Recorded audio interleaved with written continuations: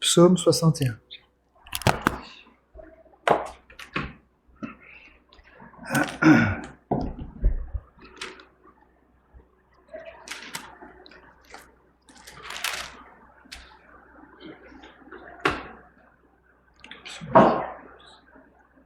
Ô chef des chants, sur instrument à cordes de David.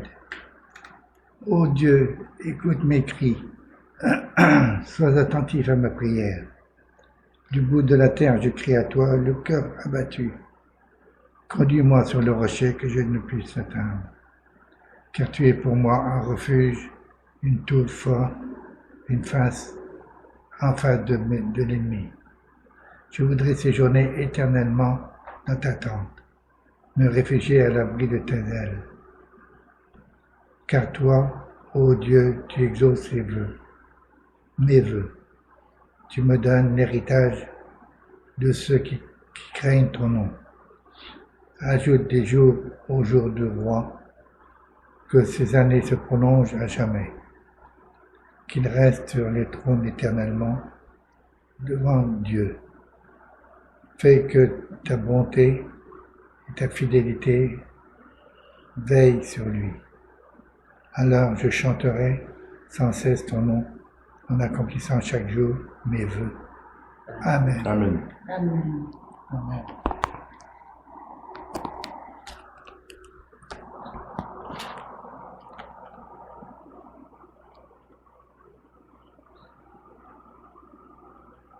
Bon, on prie ensemble.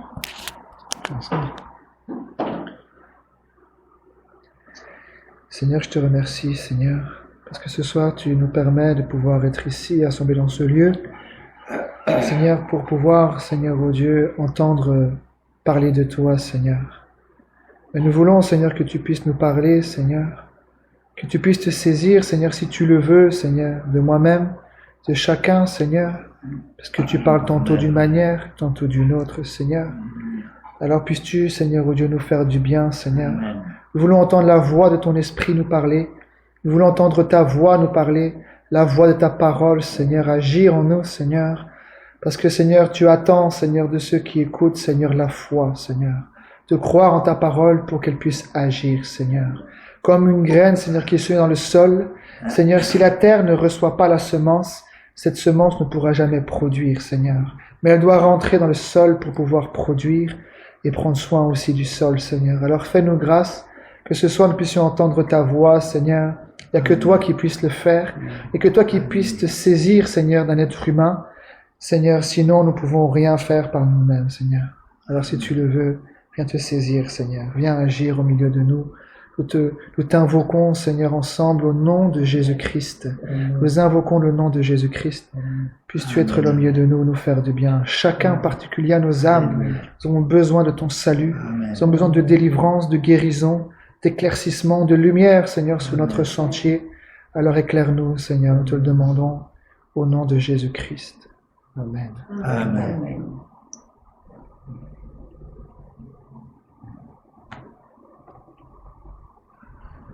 Que le Seigneur soit loué. Amen.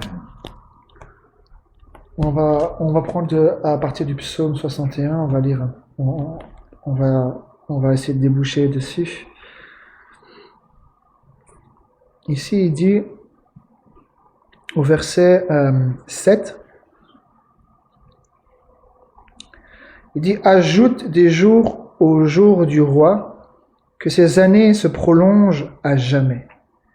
Qu'il reste sur le trône éternellement devant Dieu. » Amen. Ici après il dit « Fais que ta bonté et ta fidélité veillent sur lui, alors je chanterai sans cesse ton nom, en accomplissant chaque jour mes vœux. » Là ici il dit « Alors je chanterai sans cesse ton nom. » Bon, je vais déboucher là-dessus parce que un peu plus haut, je pensais peut-être que ça allait déboucher sur le trône, mais là, il parle peut-être d'un autre sujet, donc je préfère pas y rentrer. Mais là, ici, il dit « Alors je chanterai sans cesse ton nom. » Hein? Donc, le Seigneur, ici, on le voit, tous ceux ici qui ont chanté, parce que dans les psaumes, ce sont aussi des cantiques, ce sont des louanges, ils ont chanté le nom du Seigneur. Ça veut dire qu'ils ont glorifié Dieu. puisqu'ils ont chanté son nom, c'est-à-dire que de leurs lèvres est sorti les louanges. Seigneur, regarde ta grandeur, tu as ouvert la mer rouge en deux, tu as fait sortir ton peuple, Seigneur, tu les as rachetés. C'est ça, chanter le nom du Seigneur. Ça veut dire chanter sa grandeur, chanter tout ce qu'il a fait pour nous, dès les temps anciens, et surtout aussi pour nous, par rapport à la croix, par rapport à tout ce qu'il a fait à travers le Seigneur Jésus. C'est ça glorifier, c'est ça chanter son nom. Et il aime ça. Avant, c'était les sacrifices des veaux, des animaux. Il fallait voir le sacrificateur, même pour faire des actions de grâce. Mais aujourd'hui, ce que Dieu aime, c'est la louange qui sort de nos lèvres. Ça veut dire ce qui sort, qui glorifie son nom. Et ça, le Seigneur, il aime ça. Bon, je vais essayer de rentrer dans les Saintes Écritures avec vous, que le Seigneur me conduise, si c'est sa volonté. On peut revoir certaines choses, je vais essayer de vous montrer ici. On peut aller voir dans Pierre, 1 Pierre ici, 1 Pierre.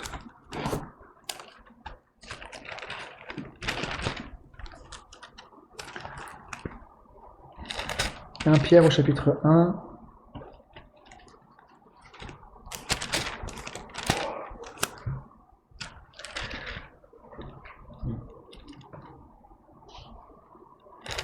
Pierre au chapitre 1. On va relire une petite parole ici. Il dit au verset 1 Pierre chapitre 1 et le verset 22.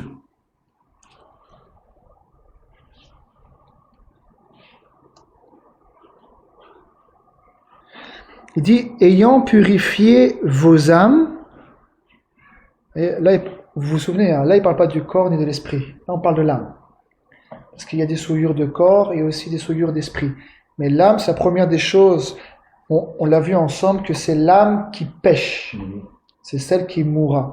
C'est-à-dire que quand l'âme qui pêche, les péchés ne sont pas collés sur le corps, ce sont les souillures, ça veut dire que c'est la conséquence des péchés. Par exemple, tu vas te prosterner devant une idole, ou tu vas aller voir un devin ou un magicien pour invoquer les morts, tu pêches en faisant ça, mais derrière la souillure, il y a une souillure, tu te souilles avec un esprit. Et tout ça, c'est lié, ça s'accroche à l'esprit, etc. Mais quand on pêche, le péché s'attache à l'âme. Quand quelqu'un meurt, on l'a vu ensemble, quand quelqu'un meurt, son corps il reste là, les péchés ne restent pas là, alors lui il part tranquille. Non. Les péchés suivent son âme. Les péchés sont collés à son âme. Pour ça qu'on l'a vu ensemble, le sang du Seigneur, ça vient ôter les péchés dans l'âme, ce qu'on appelle la justification. Mais après, il y a un nettoyage des souillures du corps et de l'esprit. Tout ça, ça se fait par l'Esprit de Dieu, par la parole de Dieu, pour pouvoir enlever toutes les souillures du corps et de l'esprit. Mais quelqu'un qui est sauvé, il est sauvé d'abord dans l'âme. C'est l'âme qui pêche. Et c'est l'âme qui revient au bon berger. Donc ici, il dit, ayant purifié vos âmes, en obéissant à la vérité par l'esprit. Je sais que vous l'avez pas, mais c'est la bonne traduction. C'est par l'esprit. Ayant purifié vos âmes en obéissant à la vérité par l'esprit. Donc obéir à la vérité, c'est ça. Mais là, il manque par l'esprit. C'est très important parce que tous ceux qui ont été utilisés par le Seigneur, ils n'ont pas seulement été utilisés par la parole seulement, par la vérité, mais c'est l'esprit. Ils ont obéi à l'esprit. En obéissant à la vérité par l'esprit. Ça c'est important parce que c'est un mot qui n'est pas là dans Louis II, mais je crois que dans Darby ou dans d'autres ils le sont. Il dit, ayant purifié vos âmes en obéissant à la vérité par l'esprit, pour avoir un amour fraternel sincère. Aimez-vous ardemment les uns les autres de tout votre cœur, puisque vous avez été régénérés, non par une semence corruptible, mais par une semence incorruptible, par la parole vivante et permanente de Dieu. Donc ça, on l'a vu aussi ensemble. Je vous ai expliqué que ici, le mot régénérer, quand on parle de la régénération, là, le mot régénérer, dans la Bible anglaise, c'est plus clair. En anglais, il dit being born again. Ça veut dire être né de nouveau. Donc, on l'a vu aussi ensemble. Une personne peut plonger dans les eaux du baptême, Ce n'est pas ça qui fait qu'il est né de nouveau. Le baptême, ce n'est pas la nouvelle naissance. La nouvelle naissance, elle vient par une semence, puisque là, il dit, là, si je traduis dans la Bible anglaise, il dit, puisque vous êtes né de nouveau, non par une semence corruptible, mais par une semence incorruptible. Et il dit, c'est quoi la semence incorruptible? Il dit, par la parole vivante et permanente de Dieu, car toute chair est comme l'herbe et toute sa gloire comme la fleur de l'herbe. L'herbe sèche et la fleur tombe, mais la parole du Seigneur demeure éternellement. Mais c'est pas tout, il dit, et cette parole est celle qui vous a été annoncée par l'évangile. C'est-à-dire qu'on cible. C'est pas seulement une parole de Dieu comme ça, c'est la parole de Dieu manifestée en chair à travers l'évangile. C'est ça qu'il veut dire. C'est ça qui fait en sorte que, si nous avons cette parole, que nous puissions demeurer éternellement. Mais ici, donc, je vais essayer un peu encore de voir ces choses-là. On peut dire c'est les ABC, mais ce sont des choses tellement importantes. Et c'est sûr et certain qu'aujourd'hui, toutes ces choses sont combattues. Aujourd'hui, les gens vont dire, pour naître de nouveau, mets ton nom dans un registre. Pour naître de nouveau, sois baptisé. Pour naître de nouveau, fais le tour de l'église. Pour naître de nouveau, il faut que tu fasses ceci, il faut que tu fasses un jeûne de 40 jours. Pour naître de nouveau, il faut que tu imagines que tu meurs et qu'il n'y a plus rien en toi et que ton esprit est parti, que ton âme est parti. Et puis, parce que pour naître, il faut mourir, etc. Il y a beaucoup de choses qui se font. Mais là, la Bible, elle est claire. Il dit que nous sommes nés de nouveau, non par une semence corruptible, ça veut dire une semence humaine qui est vouée à la mort. Corruptible, ça vient de corruption, ça veut dire qui est vouée à la mort. Mais il dit, nous sommes nés de nouveau par une semence. Vous vous souvenez, on l'a vu ensemble ici dimanche. On l'a vu ensemble, la semence. Dès le départ, à cause de la chute dans le jardin d'Éden, le Seigneur a annoncé qu'elle allait avoir une semence. La semence de la femme. Quand celle-ci viendra, elle te brisera la tête. Donc il y a une annonce. Le Seigneur avait déjà annoncé qu'elle allait avoir une semence, mais pas n'importe laquelle. Pas une semence d'homme, mais la semence de Dieu. Sa semence à lui. Donc on va le voir ensemble, on va revoir ça ensemble. Pour être un enfant de Dieu, ce n'est pas une question que j'adhère à un groupe, que j'adhère à une religion, que j'adhère à un bâtiment qui s'appelle l'église d'un tel ou un tel et que je rentre dedans et ça y est, je suis enfant de Dieu. Non, c'est pas ça. Être enfant de Dieu, il faut que cette parole-là soit annoncée par le Saint-Esprit, qu'elle rentre là, qu'elle soit crue et qu'elle agisse par la puissance de Dieu. On va le voir ici, regardez, je vais vous montrer ces choses-là. Regardez, on va être dans Jean chapitre 1. Jean chapitre 1.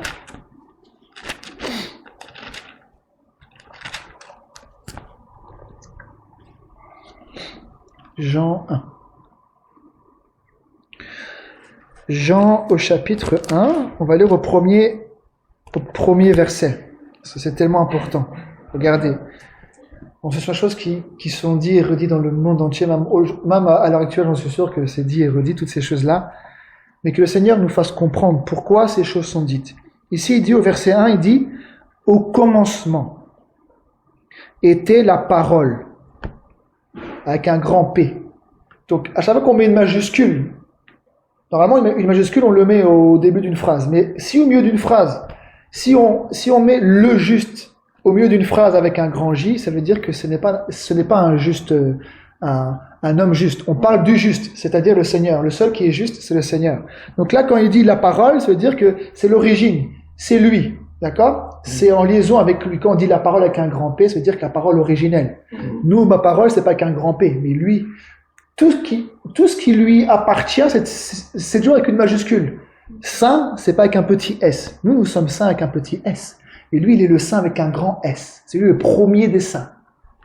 Nous sommes justes avec un petit J par la foi, mais lui, il est le grand juste avec un grand J. C'est à lui qu'appartient la grandeur, la puissance. Lui seul est juste, lui seul est saint, lui seul est grand, lui seul mérite l'honneur, la gloire, la puissance, tout ça. Et si nous, aujourd'hui, nous pouvons être saints, justes, sanctifiés, que nous puissions être changés, ce n'est pas par nous-mêmes, c'est grâce à lui. Ça, c'est important. Donc là, il dit, au commencement était la parole, et la parole était avec Dieu. Donc là, je vais traduire un petit peu. Regardez ici, il dit, et la parole était avec Dieu. Et souvenez-vous, dans les Saintes Écritures, quand il a croisé la femme samaritaine, il dit, je vous le dis en vérité, que les vrais adorateurs adoreront Dieu en esprit et en vérité. Pourquoi est-ce que Dieu, il est quoi? Dieu est esprit. Donc là, quand il dit, et la parole était avec Dieu, ça veut dire que l'esprit et la parole sont ensemble. Et là, qu'est-ce qu'il dit? Et la parole était Dieu. Et ça va ensemble. Dès que Dieu a commencé à créer, là on le voit au commencement, on l'a déjà vu ensemble, il a créé les choses par sa parole. Il a dit que la lumière soit. C'est lui qui a dit. Regardez, on va le voir, regardez. Genèse 1, regardons. Ici, Genèse 1. Ça, c'est important, sinon, on ne pourra jamais avoir la foi en Dieu. Parce que tout ce que vous voyez, c'est par la parole de Dieu. Et c'est par la foi que nous reconnaissons que le monde a été créé par la parole de Dieu. C'est par la foi.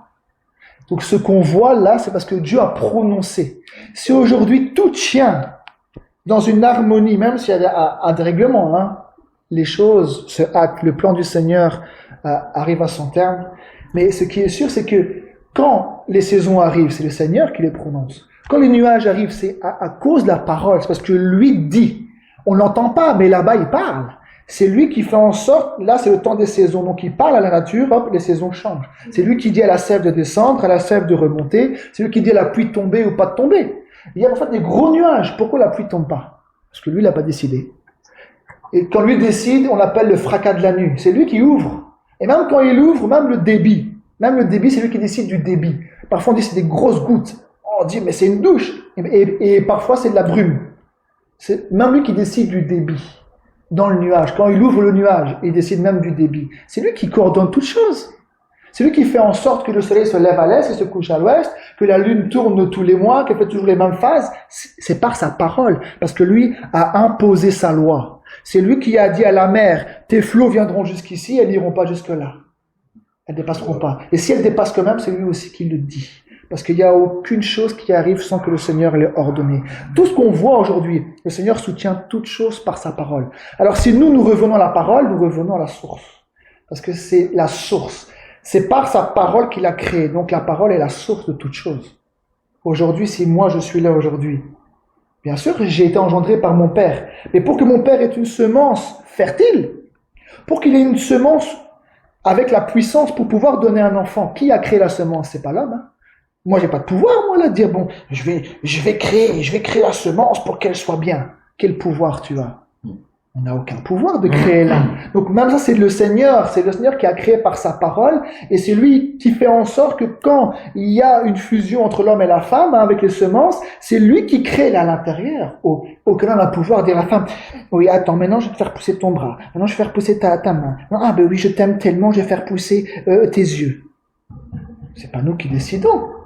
Oui, nous portons un enfant, mais où l'homme donne la vie à un enfant, mais nous, on n'a aucun pouvoir. Si le Seigneur n'a pas donné le pouvoir à la semence, ou le pouvoir à la réception, de pouvoir créer le cœur, là qui bat, est-ce que c'est nous, quand un enfant est dans le ventre, c'est nous qui faisons, ah oui, attends, il est un peu trop élevé ton cœur, je vais faire un peu descendre.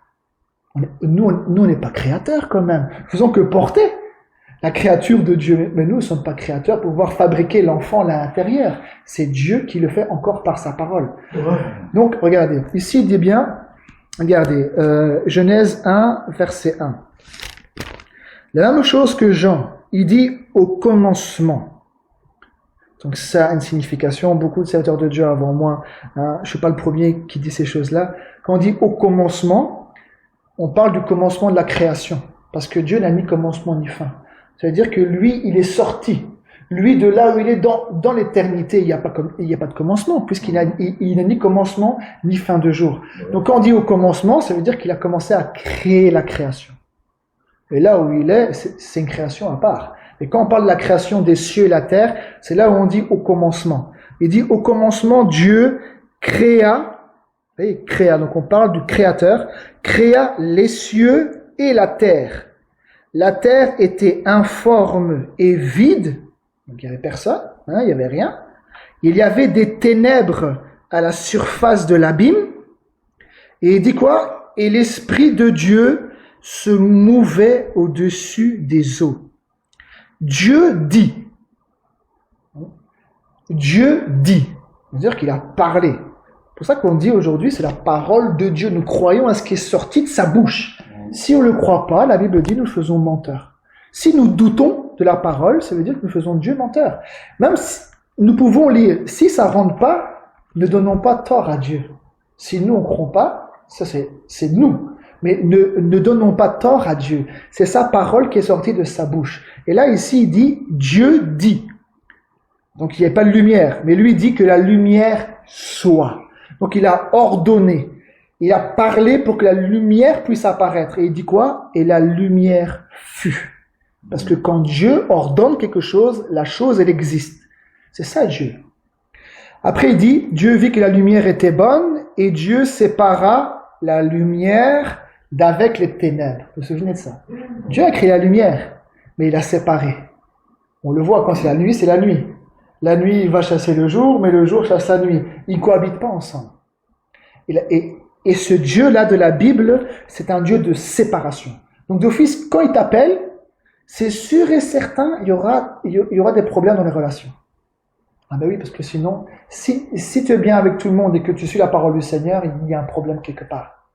Mais au plus la lumière vient, au plus tu es séparé des ténèbres, d'office dans les relations, les gens disent, mais pourquoi avant il faisait ça, maintenant il ne fait plus. Avant on discutait de ces choses-là, et ces choses mauvaises, la fraude, de pouvoir prendre un peu l'argent là, faire un peu ceci, un peu de bêtises par là, un peu ceci par là. Et maintenant il ne fait plus.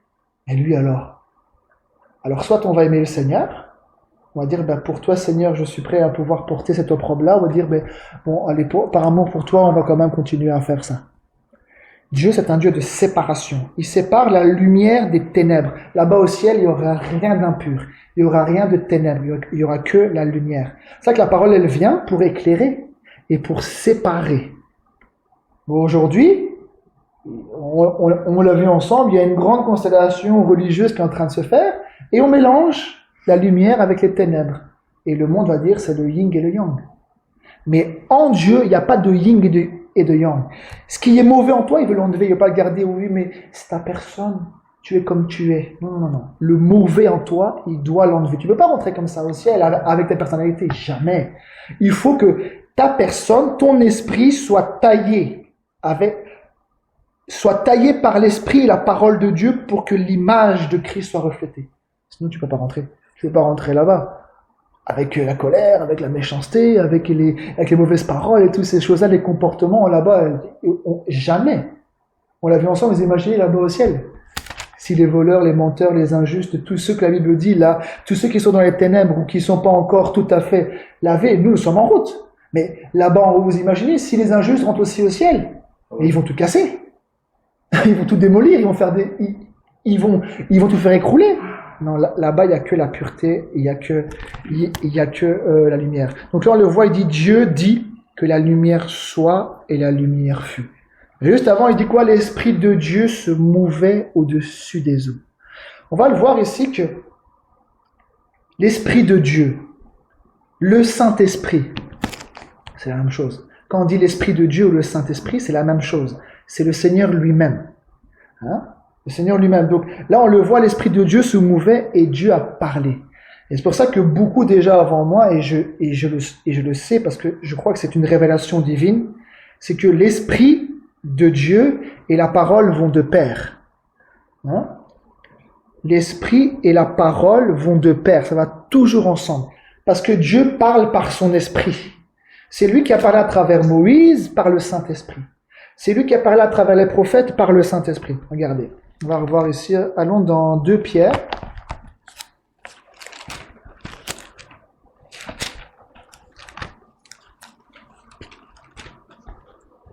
Vous savez, avec les Saintes Écritures, moi je peux vous le dire, c'est que on peut lire les Saintes Écritures et on croit avoir compris, et le Seigneur nous fait comprendre. C'est que ça peut être une habitude, les Saintes Écritures, mais ne nous habituons jamais avec la parole de Dieu. Ne croyons jamais comprendre tout. Non. Alors, même si la parole elle est redite, prenons attention, parce que le Seigneur, il aime planter, il aime arroser, il aime que ça rentre. Et parfois on dit, oui, je connais déjà ça. Combien de prédicateurs l'a déjà dit? Ok? C'est très bien.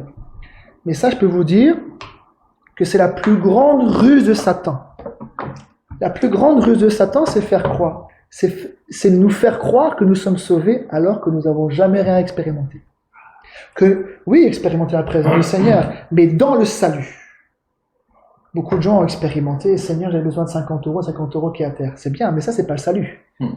Ça, tu as eu un besoin, Dieu a répondu. Mais dans ton salut, et là, aujourd'hui, c'est l'âge le plus séducteur. Et il fait croire, tout le monde, les gens dansent, alléluia, le Seigneur Jésus revient bientôt. Ok.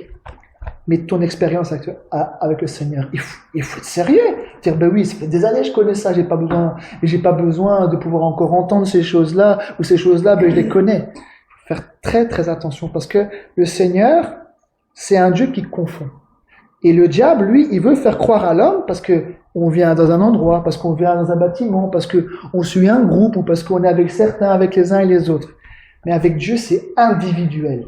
C'est pas moi qui dois te dire que tu es sauvé, ou que l'un ou l'autre s'est sauvé. C'est toi qui dois le savoir. Tu peux pas jouer avec ton âme. Ah, mais je viens le mercredi, je viens le dimanche, je suis ceci, je suis cela. D'accord. Mais est-ce que cette parole, est-ce qu'elle est rentrée en toi? Et est-ce qu'elle a agi pour te donner le salut? Est-ce qu'il y a une expérience réelle du pardon des péchés? Est-ce que quand on dit, si quelqu'un est en Christ, il est une nouvelle créature, les choses anciennes sont passées et toutes choses sont devenues nouvelles, est-ce que c'est une réalité en toi? Aujourd'hui, la Bible dit, il y a beaucoup de faux docteurs, et eux vont aller dans le sens, vous inquiétez pas, par la foi, vous êtes sauvés, mais t'as jamais rien expérimenté. C'est bien par la foi, c'est bien par la foi, mais si tu meurs comme ça, c'est bien. Mais le Seigneur, il veut que tu puisses expérimenter quand même. La foi, ce n'est pas seulement comme ça. La foi, c'est une ferme assurance. Et beaucoup de gens, on l'a vu ensemble, beaucoup de gens pensent avoir la foi. Mais ce n'est pas croire en Dieu. C'est croire Dieu et que cette parole devienne réalité. C'est là où je peux dire réellement, c'est une ferme assurance. Une démonstration des choses qu'on ne voit pas. Sinon, je dis que j'ai la foi. Et que je peux pas rendre témoignage que le Seigneur un jour est venu et il a ôté mes péchés. Comment je peux dire aux gens que je suis né de nouveau et que le Seigneur a ôté mes péchés? C'est une expérience personnelle. C'est pas seulement par la foi. Oui, c'est par la foi. Mais la foi, c'est une démonstration. C'est-à-dire que quelqu'un qui a expérimenté le Seigneur par la foi dans cette parole, ça agit en lui et il devient un témoin. Vous voyez la ruse. Satan est très, très rusé. Ça, je peux vous dire. Je sais pas pourquoi c'est dit, ceux qui vont écouter, même enregistrer, mais que le Seigneur nous fasse prendre garde de pouvoir être sûr de notre salut. Ce n'est pas le temps de jouer aujourd'hui. C'est le temps d'être sûr où j'en suis moi. Pas mon voisin, ma voisine, le frère ou la sœur ou l'un ou l'autre. Moi avec le Seigneur, est-ce que je suis réconcilié avec lui? Est-ce que j'ai la paix avec le Seigneur? Ma dette est expiée? Est-ce que je suis sur le chemin ou je ne suis pas sur le chemin? Pour moi, ça c'est la plus grande des choses qui peut arriver à une personne. C'est une personne qui a marché, qui a pensé être chrétien pendant X temps, et à la fin il se rend compte qu'il y a un problème dans sa marche. Mais il vaut mieux se rendre compte avant que de pouvoir croire à l'illusion et dire, le Seigneur revient bientôt. Oui, mais le Seigneur revient bientôt, mais on va le voir ensemble. Dans les Saintes Écritures, il y a une parabole avec 10 vierges. 5 étaient sages et 5 étaient folles. C'est-à-dire, c'est bien, tout le monde attend la venue du Seigneur. Mais il y a des enfants de Dieu qui, dans le monde entier aujourd'hui, se préparent et veillent à leur marche. Ils ne sont pas dans tous les sens, là-bas, distraits. Non, non, non, non. Ils font attention à leur marche, où j'en suis. Ils font attention à leur voix, parce que la Bible dit, celui qui ne veille pas sur sa voix mourra. Donc ce sont des gens qui ont compris que la parole, il faut que je puisse me préparer, que je puisse davantage garder ma communion avec le Seigneur et avancer, veiller à ma voix, me préparer, parce que le Seigneur revient bientôt. Mais quand il revient, il vient pas chercher tout le monde. Hein? Seigneur, j'ai la foi en toi. Oui, vous m'appelez Seigneur, Seigneur, mais vous ne faites pas ce que je dis. Ah, mais si maintenant on ne fait pas, on n'obéit pas à la parole du Seigneur, le Seigneur ne peut pas nous prendre. Il dit, c'est seulement celui qui fait la volonté de mon Père qui est dans les cieux. Regardez ici, 2 Pierre au chapitre 1. Regardez, 2 Pierre, chapitre 1, et le verset 19. Il dit, et nous tenons pour d'autant plus certaine la parole prophétique à laquelle vous faites bien de prêter attention. ça un jour on pourra peut-être rentrer. Là, il parle de la parole prophétique à laquelle vous faites bien de prêter attention. Comme à une lampe qui brille dans un lieu obscur jusqu'à ce que le jour vienne apparaître et que l'étoile du matin se lève dans vos cœurs. Sachez tout d'abord vous-même qu'aucune prophétie de l'Écriture ne peut être un objet d'interprétation particulière. On dit bien, sachez d'abord vous-même qu'aucune prophétie de l'Écriture. Donc c'est tout ce qui est là, les psaumes, Ézéchiel, Jérémie, Moïse, tout ce qui a été annoncé par le Saint-Esprit, il dit bien, aucune prophétie de l'Écriture ne peut être un objet d'interprétation particulière. C'est-à-dire, par exemple, si Michée a annoncé par le Saint-Esprit en disant « Et toi, Bethléem, Ephrata, petite entre les milliers de Juda, de toi sortira pour moi celui qui dominera sur Israël, etc. » Cette parole-là ne peut pas être interprétée parce que le Seigneur lui-même s'interprète. C'est lui son propre interprète. Si lui a dit « Bethléem », la chose s'est accomplie telle quelle et les gens ont rendu témoignage. Quand les mages sont venus, cette parole s'est accomplie. On peut pas donner un sens particulier à l'écriture parce que ce sont des paroles prophétiques et qui s'accomplissent telles que le Seigneur l'a prononcé. Et c'est pour ça qu'il y a beaucoup de gens qui n'ont pas reconnu le Christ. Parce qu'eux pensaient le faire voir venir peut-être sur un char, sur un cheval, venant dans le ciel. Le Seigneur avait dit à Bethléem. Mais eux avaient une vision des choses. Ils sont restés avec leur vision. Alors que le Seigneur, par pitié, ne prenons pas nos pensées à nous pour les pensées de Dieu. Ne pensons pas que nous avons raison à la place de Dieu. Celui qui a raison, c'est Dieu. Si lui a dit que moi je suis pas juste, je suis pas juste. Si lui il a dit ceci, alors je prends ce que Dieu dit. Je prends pas ma propre façon de faire. Il faut comprendre quelque chose, c'est que le Seigneur revient. Il n'a pas dit celui, il dit l'homme ne vivra pas de pain seulement et de une ou deux paroles. Ça, c'est facile, ça. Non. Un enfant de Dieu accompli, il prend toute la parole. Il prend pas seulement ce qui lui plaît. Toute la parole, elle doit rentrer. Oh, mais Seigneur, ça, c'est un homme qui l'a dit, Seigneur. Alors, c'est Paul, il était extrémiste là-bas avec les femmes. Ouais? C'est sûr, hein? Si tu fais ça, le Seigneur va revenir, mais tu resteras. Ah, oui, c'est sûr. Tu dois manger toute la parole. Tout ce rouleau-là, ça doit rentrer en toi. Ce sera doux comme du miel. À l'intérieur, ce sera amer. Parce que quand tu vas voir le plan de Dieu, tu vas dire, ah, c'est vrai que tout le monde ne sera pas sauvé. Mais moi, le Seigneur m'a parlé, je veux que cette parole rentre en moi. Il dit, l'homme ne vivra pas de pain seulement, mais de toute parole qui sortira de la bouche de Dieu. Alors, par pitié, que cette parole-là, même si elle est dure, ne la rejetons pas. Mais qu'elle puisse rentrer. Si elle ne rentre pas, il n'y aura rien qui va se passer entre vous et Dieu. Rien. Il faut que cette semence, elle rentre à l'intérieur, sinon il n'y a rien qui va se produire. Beaucoup de gens attendent, hein, même dans les églises évangéliques, pentecôtistes qui sont trinitaires, ils attendent le retour du Seigneur Jésus. Ils croient à l'enlèvement. Ils prennent les Écritures et croient à l'enlèvement. Mais le Seigneur, on va le lire, le Seigneur, il dit, ce n'est pas ceux qui disent Seigneur, Seigneur.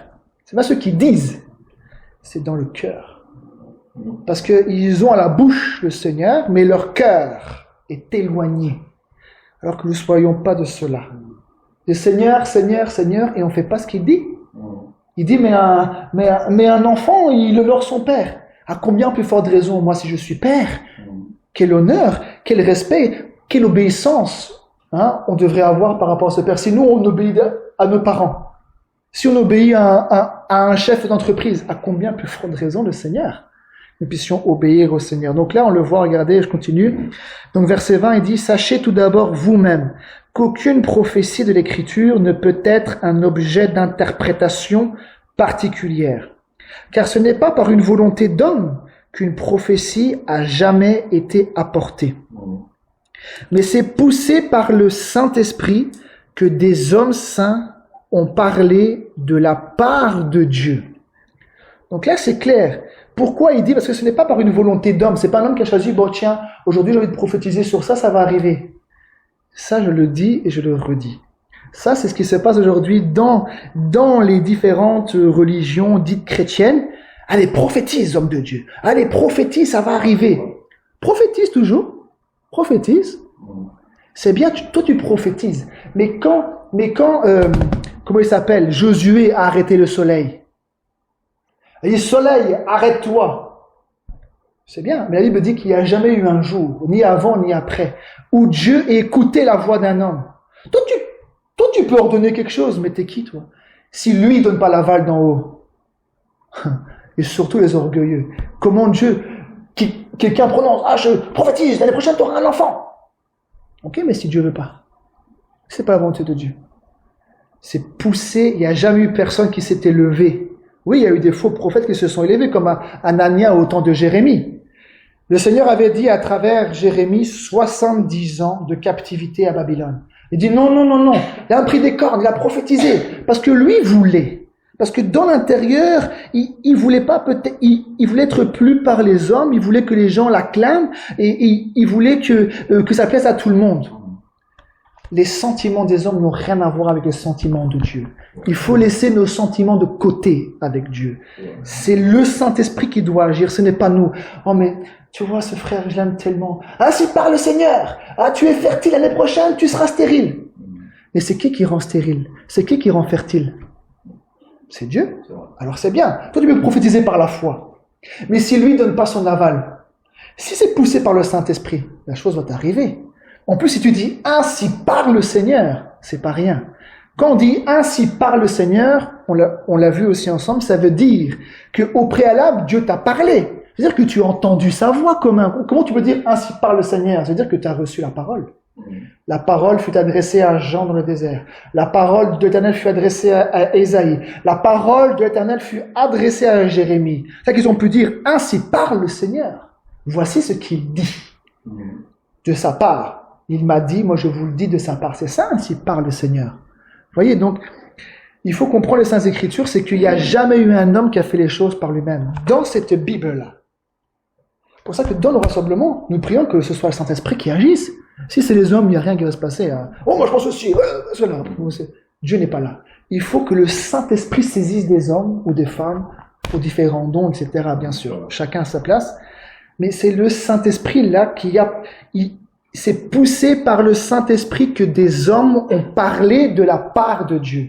Il a dit, bon, et toi Bethléem, Ephrata, j'annonce que ce sera par toi que le Christ va naître. Non, c'est pas lui qui a annoncé. C'est le Saint-Esprit qui a annoncé à travers Michée que ce serait à Bethléem. Et la chose est arrivée telle qu'elle. Donc là, on le voit, c'est une parole qui montre que c'est bien le Saint-Esprit qui a agi depuis le commencement. Il se mouvait au-dessus des eaux, Dieu a parlé. Et à chaque fois que Dieu a parlé, son esprit, l'Esprit a toujours agi pour accomplir ce qu'il a prononcé de sa bouche. Donc la même chose aussi, c'est que ce que le Seigneur a annoncé dans le Jardin d'Éden, quand le Seigneur a annoncé qu'il a dit au serpent, « Je mettrai inimitié entre toi et la femme, entre ta semence et sa semence, et celle-ci te brisera la tête », c'est le Saint-Esprit qui a parlé, puisque le Saint-Esprit c'est le Seigneur. C'est pas une deuxième personne, c'est l'Esprit du Seigneur, l'Esprit de Dieu. Dieu n'est pas décapité, c'est son Esprit. Il est un. Le Seigneur est un, c'est son Esprit, c'est par l'Esprit qu'il parle, et c'est par l'Esprit qu'il agit encore aujourd'hui. Donc c'est lui qui a annoncé, il a annoncé déjà dans le Jardin d'Éden, quand cette semence, la semence de la femme, quand elle viendra, elle te brisera la tête. C'était annoncé qu'il allait avoir une semence. Regardez, je continue, on peut aller dans Jean. Regardez, 1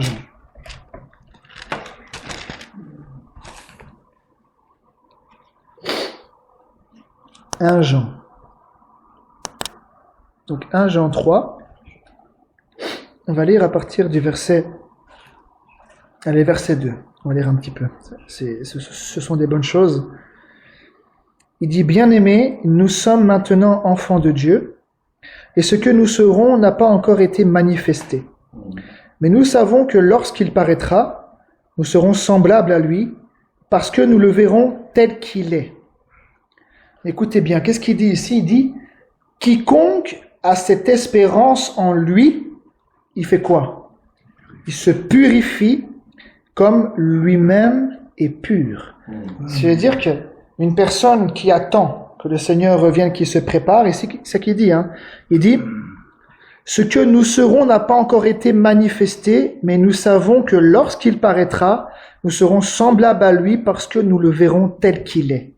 Quiconque a cette espérance en lui se purifie comme lui-même est pur. Quiconque pratique le péché transgresse la loi. Et le péché est la transgression de la loi. Vous vous souvenez, on l'a vu mercredi ou les autres réunions. On l'a vu ensemble. C'est que le péché, c'est la transgression de la loi.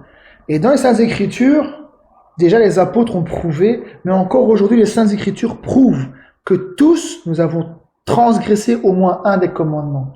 Parce que c'est la loi. Il dit le péché, c'est quoi? C'est la transgression de la loi. Donc déjà le premier commandement, nous avons tous été idolâtres d'une manière ou d'une autre. Par notre naissance, nos cultures, etc. D'autres choses, honore ton père et ta mère, tu ne tueras point, etc. D'office, sûr et certain, nous avons transgressé, nous sommes pécheurs. Nous avons transgressé la loi. C'est ce qu'il dit, le péché est la transgression de la loi. Il dit, or, vous le savez, Jésus a paru pour ôter les péchés, et il n'y a point en lui de péché. Oui. Donc, il est venu, il a paru pour ôter les péchés, pas seulement un ou deux péchés. Quand une personne vient à Christ, qui réellement est justifié, qu'il est en Christ, qu'il est une nouvelle création, une nouvelle créature en Christ, les choses anciennes sont passées et toutes choses sont devenues nouvelles, tous ces péchés passés, il n'y en a aucun qui reste. Si lui, après, se livre lui-même, c'est pas la même chose. Mais sinon, alors l'œuvre de la croix, elle a raté.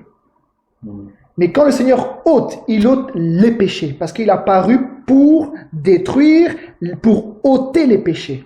C'est-à-dire que ça ne rate pas. Si réellement une personne a expérimenté Golgotha, la mort, la résurrection, tout ce qu'il a fait, et qui vient ôter tes péchés, il n'arrive pas à il y a ça, et t'as oublié le reste. Non, quand lui, il l'enlève, il te purifie de tous tes péchés. Amen. Blanc, plus blanc que neige. Dire ton âme, elle est blanche, plus blanche que la neige.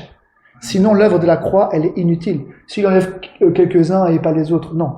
Quand il ôte les péchés, c'est son sang qui ôte les péchés, il enlève tous les péchés. Son sang enlève tous les péchés de ta vie passée. Alors là, tu marches en nouveauté de vie. Tu marches pas par ta propre vie, mais avec sa vie. À lui, par le Saint-Esprit, tu marches en dehors des choses de la terre, en dehors des choses charnelles, etc. au fur et à mesure. Mais tout est péché passé. Sinon, alors comment tu peux être justifié? Parce que quelqu'un qui est en Christ, il est justifié. Ça veut dire que il a goûté à la justification devant Dieu. Il est innocent parce que tout ce qu'il a fait de mal a été porté sur le corps du Seigneur, sur le bois. Et lui, il a cru à ça. Son sang a effacé. Donc une personne qui est justifiée, s'il lui reste encore un petit peu de péché, il est condamné, puisque le péché t'amène à la condamnation et à la mort. L'œuvre est parfaite. Quand c'est l'œuvre de Dieu, c'est une œuvre parfaite. Il n'y a rien à ajouter, il n'y a rien à retrancher. Tout ce qu'il fait durera toujours. Hein? Donc ici, il dit, « Or, vous le savez, Jésus a apparu pour ôter les péchés, et il n'y a point en lui de péché. Quiconque demeure en lui ne pratique pas le péché. » Écoutez qu'est-ce qu'il dit. Comme ça, c'est clair et net et précis. Quiconque pratique le péché, il l'a connu, il ne l'a pas vu et ne l'a pas connu. C'est clair? Quelqu'un qui pratique le péché, il n'est pas né de nouveau. C'est-à-dire qu'il n'a jamais vu le Seigneur encore. Il n'a pas expérimenté et il ne le connaît pas. C'est pour ça que le Seigneur dira, il y en a qui disent Seigneur, Seigneur. Mais qu'est-ce qu'il va dire? Je ne vous connais pas. C'est-à-dire que vous n'êtes pas arrivé en Christ. Vos péchés ne sont pas effacés, ouvriers d'iniquité. C'est-à-dire que leur marche, c'est une marche double. Un côté, on glorifie le Seigneur, et quand on est en dehors des groupes, en dehors d'une assemblée, en dehors, on a une vie contraire à la parole et on pratique le péché. C'est ce qu'il dit ici, hein, donc c'est clair. Quiconque pratique le péché ne l'a pas vu et ne l'a pas connu. Donc, c'est clair. Donc, une personne qui pratique le péché, il n'a pas encore vu le Seigneur et il ne l'a pas connu. Ou plutôt, il n'a pas été connu de Dieu. Parce que dès que tu arrives en Christ, que tu es passé par la mort et la résurrection, que tu as goûté à cet évangile-là, tu es connu de Dieu quand même.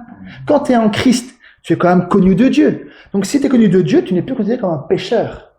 Tu es considéré comme un saint par vocation, mais tu n'es plus pécheur. Un pécheur, c'est ça. C'est quelqu'un qui pratique le péché. Mais un saint, il peut tomber dans un travers, mais il ne pratique pas le péché. C'est pas sa vie quotidienne. Il transgresse toutes les lois. Sa vie est contraire aux lois divines tous les jours. Mais nous bronchons. C'est pas la même chose. C'est ça qu'il faut comprendre. Regardez ici. Donc, quiconque pratique le péché ne l'a pas vu et ne l'a pas connu. Donc, si vous voyez une marche de quelqu'un, vous voyez qu'il vraiment il pratique le péché, il ne l'a pas vu, il n'a pas connu. À moins qu'il l'a connu et qu'il pêche volontairement. Et je crois que quand Paul a dit ça, ce sont vraiment des cas. Voilà. Bref. Donc, si vous voyez une personne qui dit, moi j'ai expérimenté le Seigneur, mais que sa vie est complètement contraire et qui pratique le péché, il ne l'a pas vu, il ne l'a pas encore connu. C'est pas moi qui le dis, donc m'en voulez pas, c'est la parole du Seigneur qui le dit. Quiconque pratique le péché ne l'a pas vu et ne l'a pas connu. Donc c'est pas question de croire au Seigneur, c'est une question de le voir, ce Dieu-là. La vie éternelle, c'est qu'il te connaisse, toi, le seul vrai Dieu, et celui que tu as envoyé, Jésus-Christ. C'est pas question de la... Tout le monde a la foi, tout le monde croit que Dieu existe, mais est-ce que tu l'as vu? Job, on l'a vu dans la tempête. Il était intègre et droit en plus, cet homme-là. On pourrait dire, il connaît le Seigneur. Mais dans la tempête, il dit, Job, où étais-tu quand j'ai fondé la terre? Est-ce que c'est toi qui fais ça? Est-ce que c'est toi qui fais ça? Est-ce que c'est toi qui commande au soleil? Est-ce que c'est toi qui as créé les lois des ciels? Est-ce que c'est toi qui as fait ça? Qu'est-ce qu'il a dit? Il dit, on va le voir, regardez. Je vais juste le lire. Laissez-la, je vais juste le lire parce que c'est ta parole. Je vais juste le lire. Vous pourrez le lire là-bas à la maison, mais c'est juste pour vous le montrer. Regardez ici, il dit quoi? Regardez. Que le diable ne nous trompe pas par la religion. Le diable est très religieux, faut pas croire. Ah, mais bien sûr, aujourd'hui il séduit le monde par la religion. Il séduit pas le monde en disant des choses trop vaches. Non. Il séduit par la religion et par les prédicateurs qui annoncent le mensonge. Oui, mais si vous venez à l'église, vous êtes sauvés. Ah bon? La Bible dit que c'est par la foi. C'est en expérimentant Golgotha que je suis sauvé. Celui qui croira et qui sera baptisé sera sauvé. Mais toi, tu dis qu'en venant tous les mardis, les mercredis ou le dimanche, en venant ici, je suis sauvé. T'es un menteur. Vous savez, le diable est très rusé. Aujourd'hui, c'est l'âge de la plus grande séduction. C'est l'âge de l'Odyssée. Un pied à gauche, un pied à droite. Un pied dedans, un pied dehors. C'est la plus grande séduction. Tout le monde pourra être sauvé, alléluia, le Seigneur revient. Puis tu vas en boîte de nuit, tu mets du maquillage partout, tu fumes des cigarettes, tu bois de l'alcool partout, et le Seigneur revient bientôt. Mais t'as pas compris. Ceux qui t'ont enseigné, c'est des menteurs. Ils t'ont enseigné le mensonge. Donc, moi, je préfère que ce soit dur. Après, je sais pas, ça c'est le Seigneur qui s'en charge. Je préfère que la parole soit vraie, qu'elle est tranchante, qu'elle fasse du mal, qu'elle reprend, qu'elle nous fasse voir chacun. Parce que la parole, elle nous reprend chacun en particulier. C'est-à-dire qu'elle est un miroir. Seigneur, où moi j'en suis? Tu reviens bientôt. Où est-ce que moi j'en suis avec toi? Est-ce que je suis justifié? Pas encore. Je suis dedans ou pas encore? Alors, c'est le temps de plier les genoux, c'est le temps de prier, c'est le temps de chercher la face du Seigneur. Parce que là, aujourd'hui, tout le monde que vous voyez un jour, il va passer. Voilà. Regardez, donc ici, je vais juste le lire. Je vais juste le lire. C'est Job qui dit, donc dans Job 39, mais allez pas, notez-le. Job 39, ici, attendez, c'est eux qui dit ça. Attendez. C'est trop peu de choses. Non, c'est ici. Il dit, attendez, que le Seigneur m'aide. Attendez.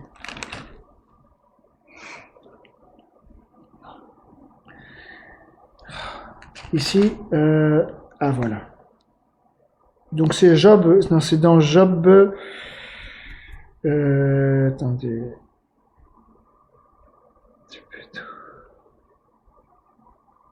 Ah voilà, c'est dans Job 42, il dit, écoute-moi et je parlerai. Verset 4. Job 42, verset 4. Je le lis simplement. Il dit, je t'interrogerai et tu m'instruiras. Il dit, mon oreille avait entendu parler de toi. Mais maintenant, mon œil t'a vu. Une personne qui est entrée au Seigneur, il doit rendre témoignage qu'un jour il a vu le Seigneur. Pas seulement qu'il a expérimenté de façon humaine et charnelle, bon, j'avais besoin de 5 euros, un pain. C'est pas ça, voir le Seigneur. Voir le Seigneur, c'est expérimenter son esprit. Que cet esprit te convainc. Dieu est lumière, ça veut dire que quand il te pénètre, tu vas le voir, hein. Ah ben tu seras nu devant lui, hein, tu vas croire, mais Seigneur, pourtant j'ai jamais rien fait de mal, et ceci et cela, mais quand lui, la lumière, elle vient, tu l'as vu le Seigneur. Et il te montre tous tes péchés. Il te montre, regarde la solution là-bas, c'est Golgotha, c'est le Seigneur Jésus-Christ, invoque son nom par le baptême et tu seras sauvé là-bas. Voyez. Donc là ici il dit, mon œil avait entendu parler de toi, mais maintenant, mon oreille avait entendu parler de toi, mais maintenant mon œil t'a vu. Pourtant, Job était intègre et droit. Il marchait, il s'occupait des veuves, des orphelins, il faisait le bien avec son argent. C'est un homme très éminent, même le plus éminent de tous les fils de l'Orient. Il y avait beaucoup de bien, Job. Tu sais, les troupeaux, les chameaux, tout. Il faisait du bien avec ce qu'il avait, il s'occupait des veuves, des orphelins, des plus malheureux, il délivrait le misérable là-bas, etc. Mais pourtant, il n'avait pas encore vu le Seigneur. Il ne connaissait pas le Seigneur personnellement. Il avait seulement entendu parler. Mon oreille avait entendu parler de toi, mais maintenant, mon œil t'a vu. Et ça. Donc ici, je continue, on peut être dans 1 Jean 3, là-bas on était. Je continue, regardez, qu'est-ce qu'il dit. Et on a besoin de ça, d'une expérience personnelle et particulière avec le Seigneur, qu'on ait une assurance. Parce qu'aujourd'hui, tout le monde dit qu'il croit en Dieu, mais on doute. Et on n'a pas l'assurance qu'il est infini, enfin, dire que sa puissance est infinie, et que toutes choses sont possibles, et on ne peut pas rendre témoignage de ces choses-là. Vous voyez? Donc, le Seigneur, il veut que nous puissions l'expérimenter, hein, que ce Dieu-là qui a ouvert la mer Rouge en deux. Nous croyons au Seigneur, mais quand on parle de la mer Rouge, ça passe pas à l'intérieur. Mais quelqu'un qui est né de Dieu, déjà, l'expérience de la nouvelle naissance est une expérience surnaturelle. C'est pas une expérience naturelle, c'est une expérience surnaturelle. Quand la parole est donnée par l'évangile, avec le Saint-Esprit, une personne est impactée par cet évangile-là, déjà l'expérience, elle est surnaturelle, parce qu'il rencontre le Seigneur de façon surnaturelle. Donc, une fois que quelqu'un est né de Dieu, il ne peut plus douter. Quelqu'un qui est né de Dieu, la Bible dit, il ne pratique pas le péché. Il ne peut pas douter de Dieu. Donc, après, on grandit, mais il ne peut pas douter de ce qui s'est passé là-bas à la mer Rouge. Il ne peut plus douter de tout ce que la Bible dit en général. Et davantage, il va grandir dans la foi, il va donner des raisons à Dieu. Et si on doute de toute la parole, c'est qu'il y a un problème. Ça veut dire que nous ne connaissons pas encore le Seigneur, réellement. Nous ne l'avons pas encore connu. Regardez, qu'est-ce qu'il dit ici?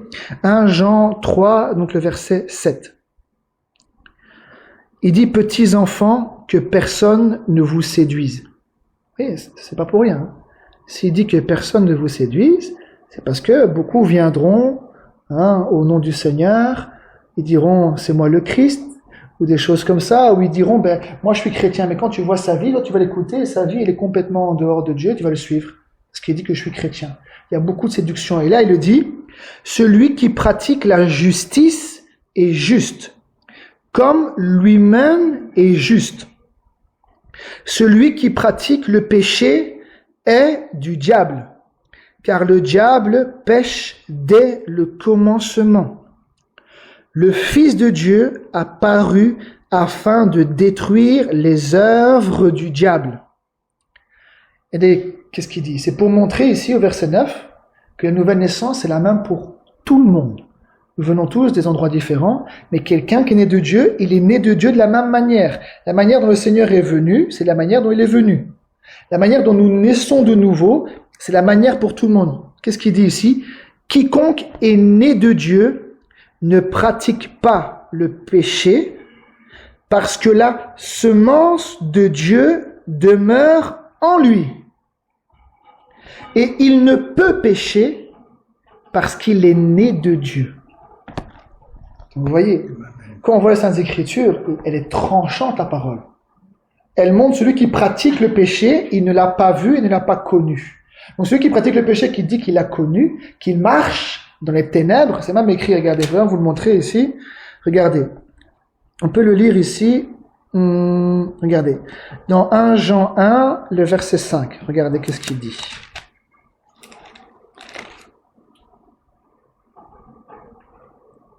« 1 Jean 1, le verset 5. Il dit « La nouvelle que nous avons apprise de lui et que nous vous annonçons, c'est que Dieu est lumière et qu'il n'y a point en lui de ténèbres. Si nous disons, voyez, si nous disons, la Bible est claire, hein, si nous disons, ou que nous nous faisons nommer frères ou sœurs, si nous disons, que nous proclamons, c'est là où la parole elle vient trancher. Faites attention hein, quand nous proclamons, qu'on dit que nous sommes frères, nous sommes sœurs, nous sommes chrétiens, chrétiennes. Faites très attention. C'est-à-dire que la parole elle va te reprendre si tu es dans la vérité ou dans le mensonge. Qu'est-ce qu'il dit ici? Si nous disons que nous sommes en communion avec lui et que nous marchions dans les ténèbres, nous faisons quoi?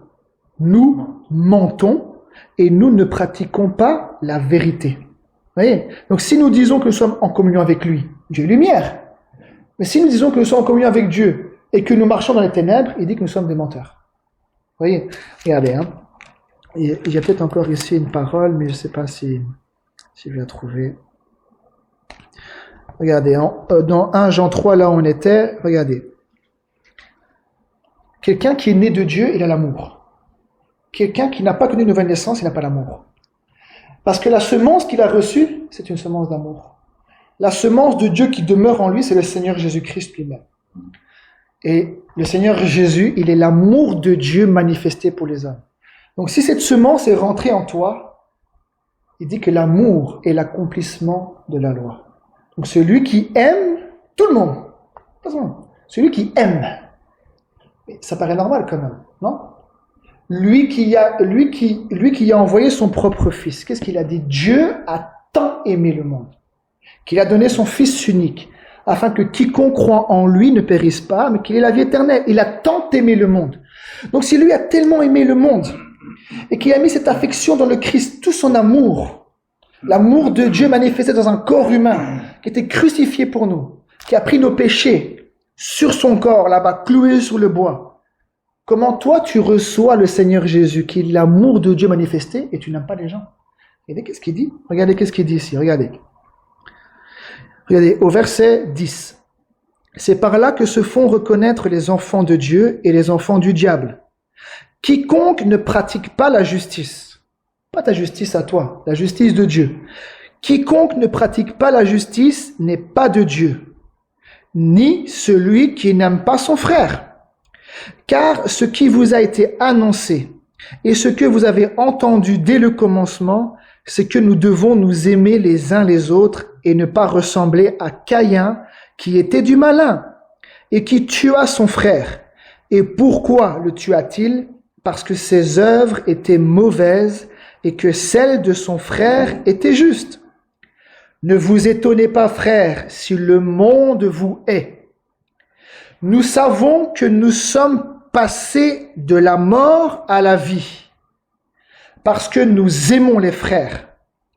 Celui qui n'aime pas demeure où? Demeure dans la mort.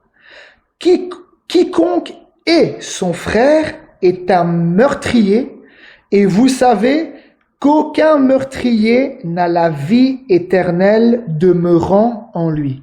Ça veut dire qu'il n'a pas le Saint-Esprit. C'est-à-dire qu'il n'a pas l'Esprit de Dieu en lui. Tu ne peux pas haïr quelqu'un et l'Esprit de Dieu demeure en toi. Impossible. C'est l'amour de Dieu. Le Saint-Esprit, c'est l'amour. Hein? Donc là, il dit, nous savons que nous sommes passés de la mort à la vie. Donc la Bible dit que à cause de nos péchés, nous étions morts. Mais il nous a rendus à la vie. Et c'est ce qu'il veut. Si c'est pas encore fait, il veut nous faire passer de la mort à la vie.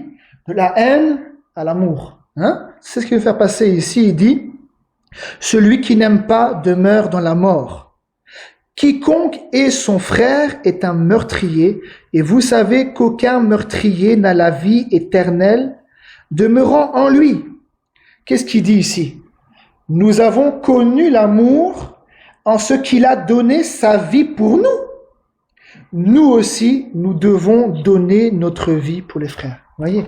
Donc, si nous avons goûté l'amour de Dieu pour notre propre vie, le pardon de tous nos péchés, quelle haine! Comment on va haïr quelqu'un? C'est impossible. Puisque l'amour, nous avons connu l'amour de Dieu parce qu'il a donné sa vie pour nous. Alors si nous connaissons l'amour de Dieu, le pardon de nos péchés en expérimentant le Seigneur Jésus, qu'est-ce qui va couler de nous? Ça va couler l'amour, puisque la Bible dit qu'il nous a engendrés par une semence incorruptible. Bon, je continue, je vais un peu plus loin, regardez. On peut aller dans Matthieu ici. Regardez, dans Matthieu. Vous voyez que le Seigneur, c'est pas une question d'adhérer à un groupe, c'est pas une question d'adhérer à une religion, à adhérer à un bâtiment qu'on appelle l'église évangélique, protestante, orthodoxe, anglicane, pentecôtiste, méthodiste. C'est pas ça. Il faut que cette semence-là, elle me dit, celui qui est né de Dieu, il ne pratique pas le péché parce que la semence de Dieu demeure en lui. C'est-à-dire qu'il a reçu la parole.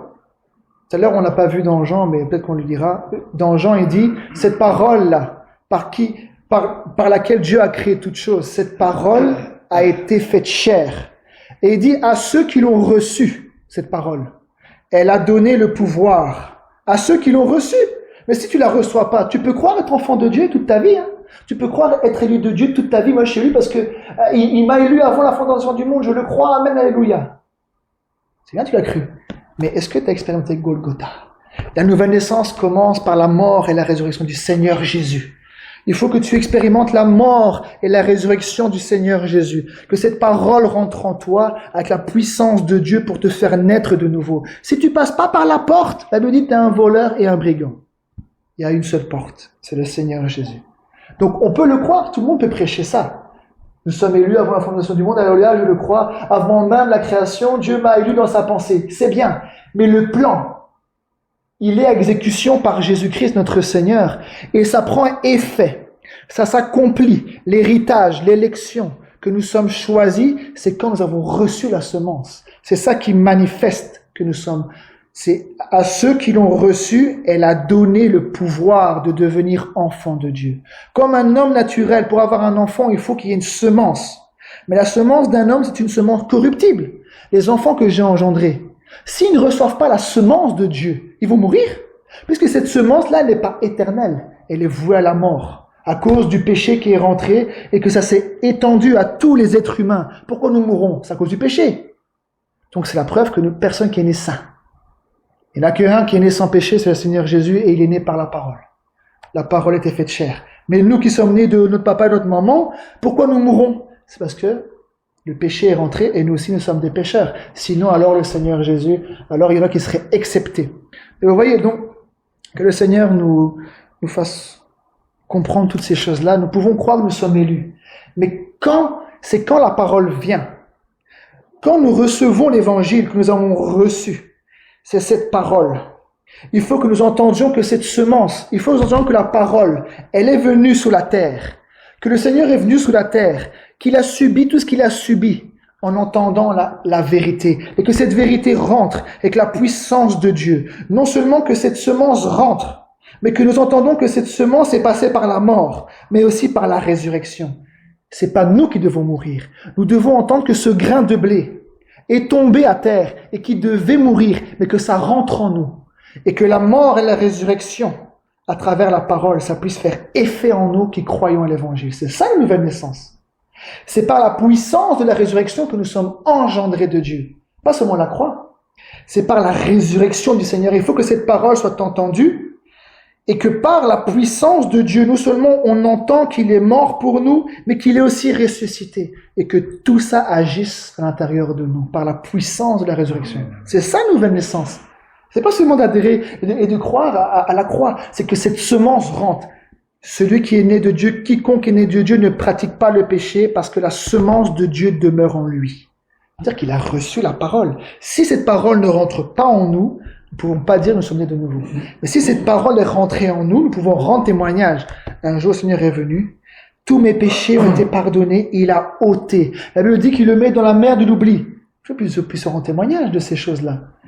Le Seigneur est venu, tous mes péchés, il les a enlevés. Pas que moi j'ai passé la page. Ça, je peux vous dire aussi, c'est une ruse du diable. Mais oublie, c'est le passé. Pour toi, c'est le passé. Mais pour Dieu, ce n'est pas le passé, c'est acté. Elle lui dit que là-bas, quand il va ouvrir des livres, il y aura des choses qui seront écrites dans ces livres-là, c'est-à-dire tes actes. Tout ce que tu as fait sur la terre, c'est écrit devant le Seigneur. Alors si le sang n'a pas effacé ça, c'est encore écrit. Tu dis, je passe la page, j'oublie. Non, avec Dieu, c'est toi tu oublies. Mais le Seigneur n'a pas dit de passer la page pour naître de nouveau. C'est lui qui tourne la page de ton passé. C'est pas toi qui tourne la page quand même. C'est lui qui fait tourner la page entre ton passé et ton avenir.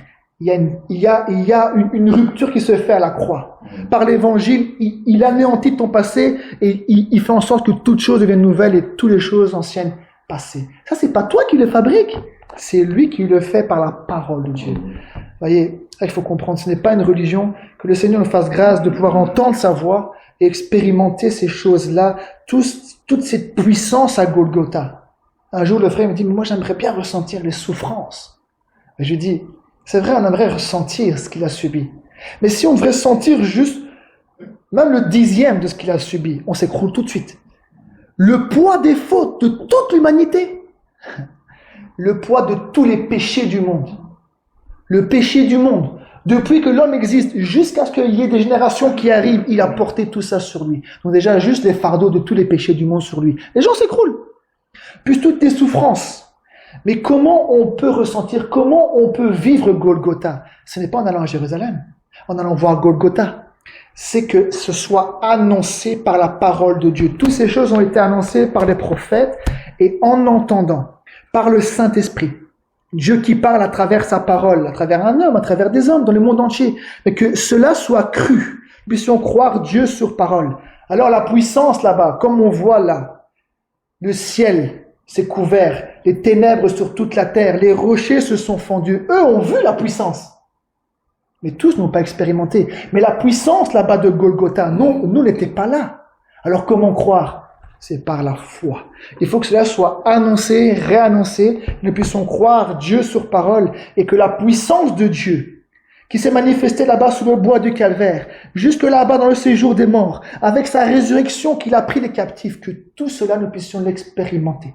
Que cette puissance-là nous soit communiquée par le Saint-Esprit à travers la parole de Dieu. C'est ça, l'évangile.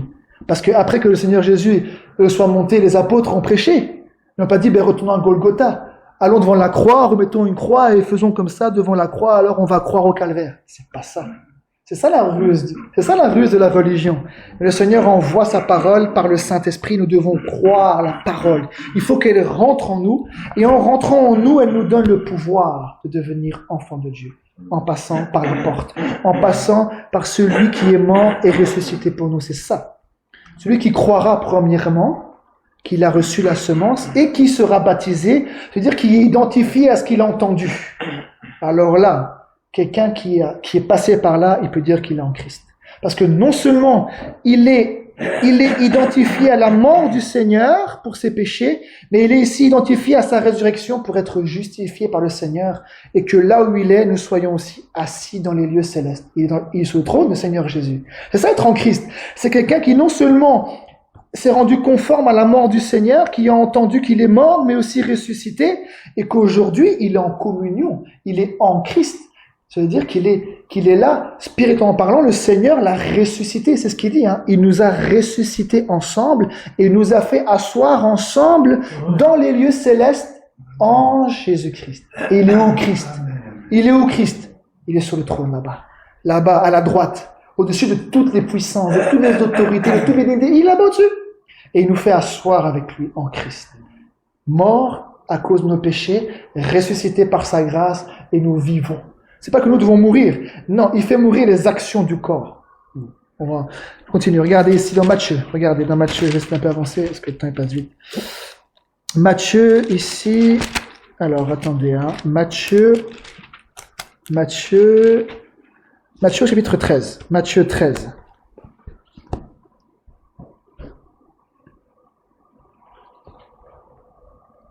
Matthieu 13 et le verset 1.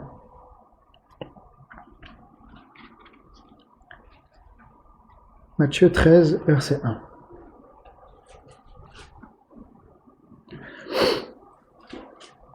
Il dit, ce même jour, Jésus sortit de la maison et s'assit au bord de la mer.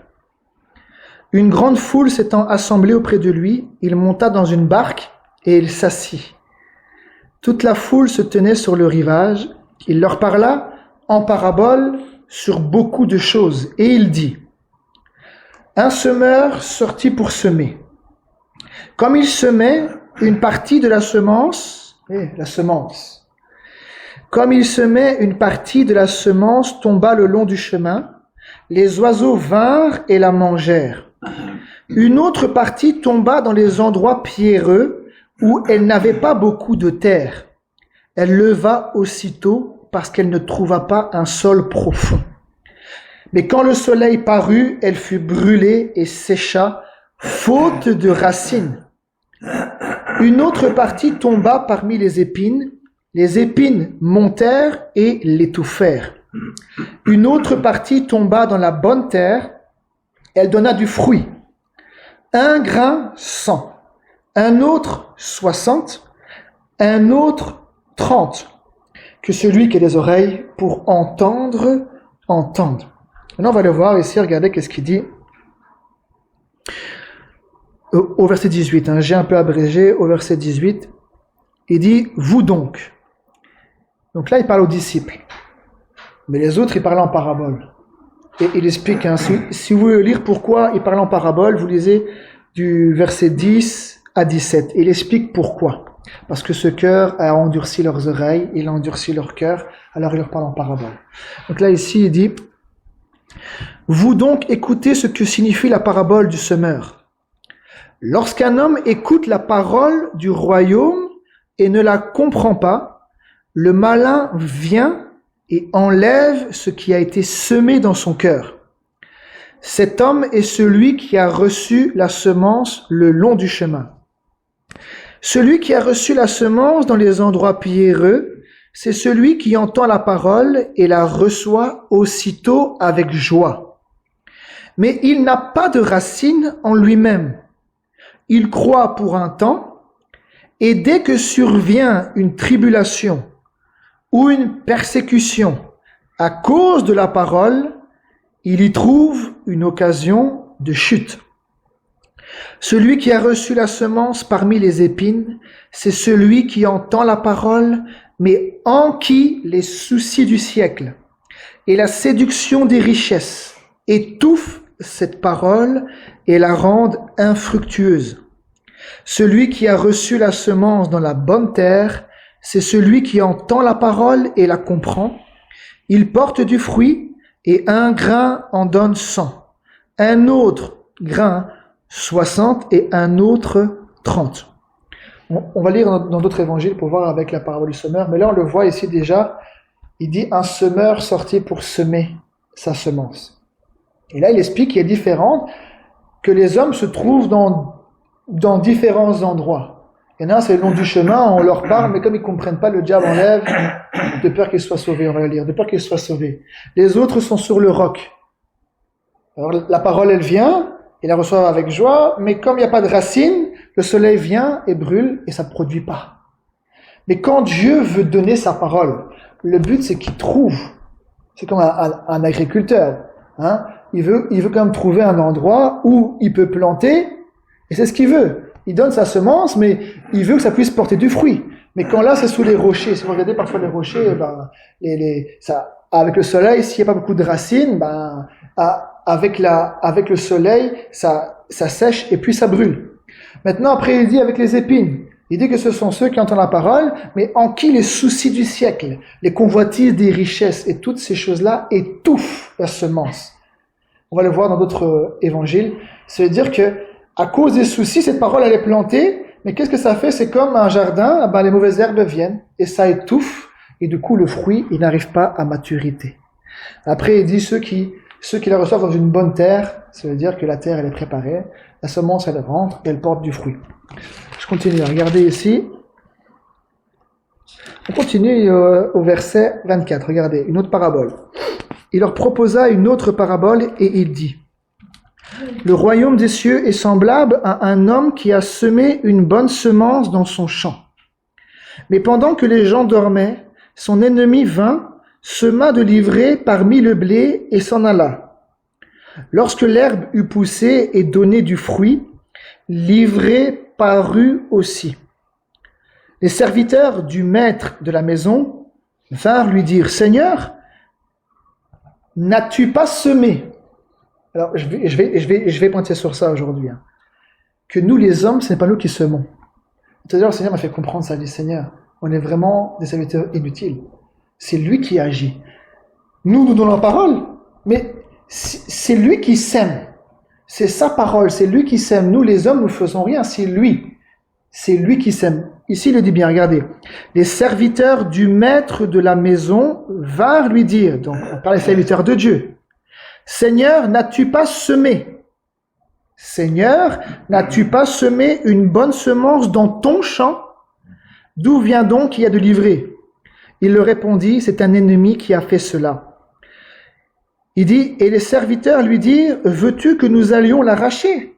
Non, dit-il, de peur qu'en arrachant l'ivraie, vous ne déraciniez en même temps le blé. Laissez croître ensemble l'un et l'autre jusqu'à la moisson. Et à l'époque de la moisson, je dirai au moissonneur, arrachez d'abord l'ivraie et liez-la en gerbe pour la brûler. Mais amassez le blé dans mon grenier. Regardez qu'est-ce qu'il dit ici, au verset 36.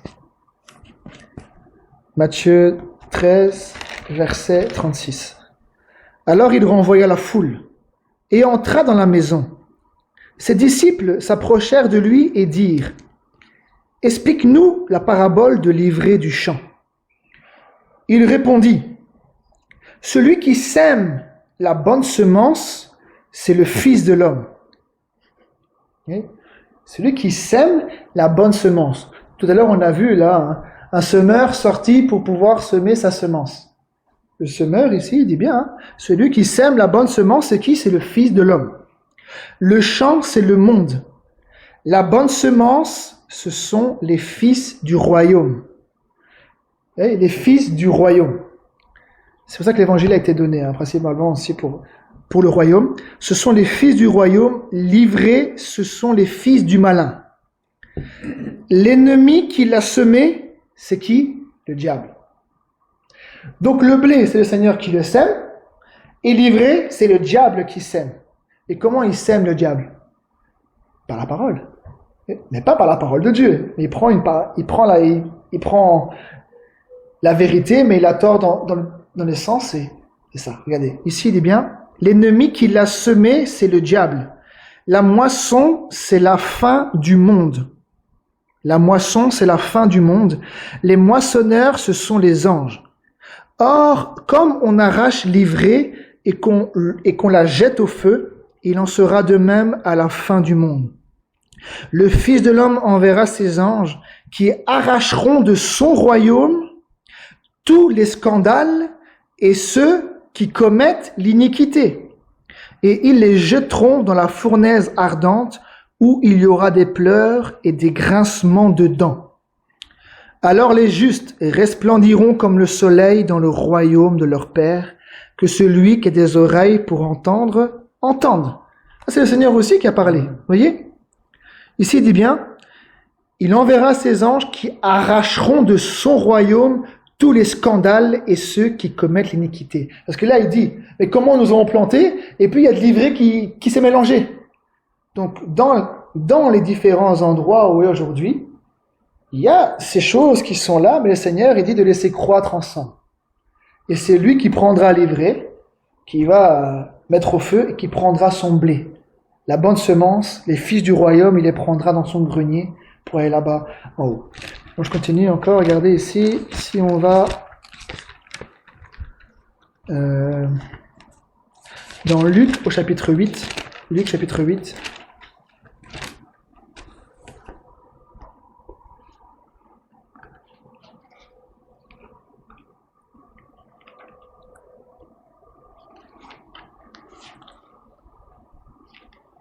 Luc chapitre 8 et le verset 4.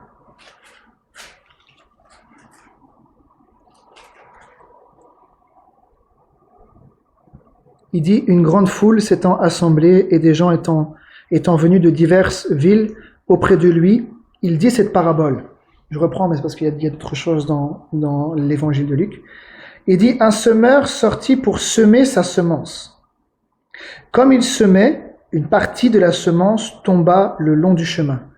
Elle fut foulée aux pieds et les oiseaux du ciel la mangèrent. Une autre partie tomba sur le roc. Quand elle fut levée, elle sécha parce qu'elle n'avait point d'humidité. Une autre partie tomba au milieu des épines. Les épines crurent avec elle et l'étouffèrent. Une autre partie tomba dans la bonne terre. Quand elle fut levée, elle donna du fruit au centuple. Après avoir ainsi parlé, Jésus dit à haute voix que celui qui a des oreilles pour entendre, entende. Ses disciples lui demandèrent ce que signifie cette parabole.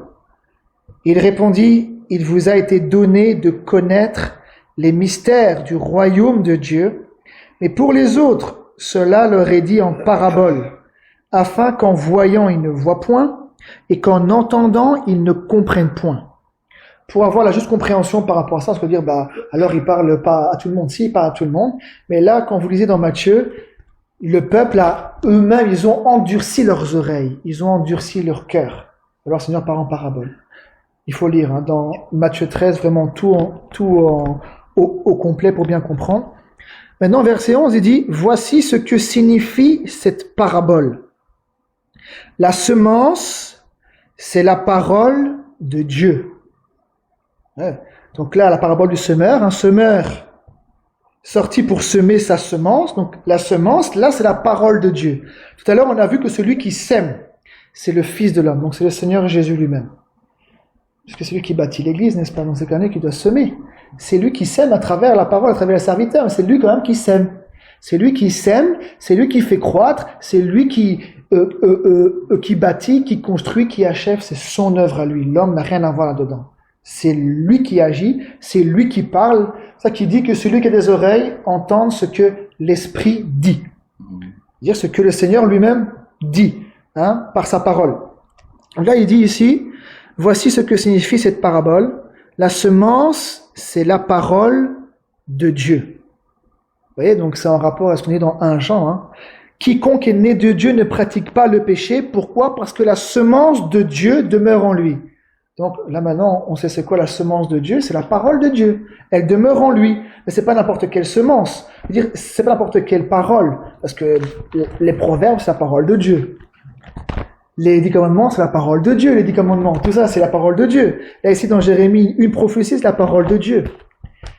Mais la parole de Dieu manifestée en chair, qui a été crucifié pour nous, qui a été enseveli pour nous, qui est revenu à la vie pour nous, c'est ça, cette semence que nous devons recevoir. La semence incorruptible, c'est le Seigneur Jésus qui n'est pas passé par la corruption du corps. Son corps est resté là, son âme est partie dans le séjour des morts, mais son corps n'a pas connu la corruption. C'est lui la semence incorruptible. Donc nous naissons de Dieu par cette semence incorruptible, par le Seigneur Jésus. La croix, l'évangile, c'est le commencement de toute vie chrétienne. Si on n'est pas passé par la croix, si on ne connaît pas Golgotha, le prix de Golgotha, le sang, tout ce que le Seigneur a fait, tout ce qu'il a porté pour nous, la puissance de Dieu manifestée à Golgotha, nous ne pouvons pas naître de nouveau. Impossible. Le commencement, c'est lui. C'est lui la pierre angulaire, c'est lui le commencement de la vie chrétienne. Vous voyez ? Donc c'est ça qu'il dit ici. Donc là il dit, donc la semence c'est la parole de Dieu. Ceux qui sont le long du chemin, ce sont ceux qui entendent. Puis le diable vient et enlève de leur cœur la parole, de peur qu'ils ne croient et soient sauvés. Vous voyez, de croire à la parole. C'est ça qui arrive parfois, on entend, puis on est distrait, on pense à tout. En fait c'est le diable, il t'a déjà distrait, t'as même pas entendu ce qui a été dit. Parce que le cœur n'est pas disposé. Parce que le cœur, là, c'est pas la personne est sur le long du chemin. Elle entend, mais comme elle est distraite par la vie, par les choses, et le diable distrait comme ça, la parole, elle vient, elle rentre pas, donc elle produit rien. C'est ce qu'il dit là, ici. Il dit, ceux qui sont le long du chemin, ce sont ceux qui entendent. Puis le diable vient et enlève de leur cœur la parole, de peur qu'ils ne croient et soient sauvés. Ceux qui sont sur le roc, ce sont ceux qui, lorsqu'ils entendent la parole, la reçoivent avec joie, mais ils n'ont point de racines, ils croient pour un temps, et ils succombent au moment de la tentation. Ouais, donc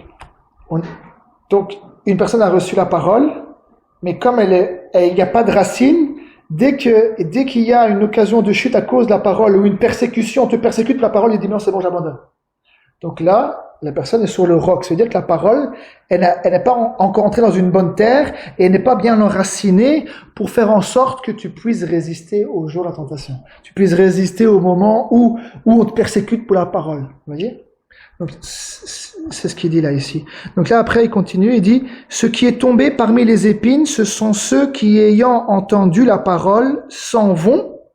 Vous voyez?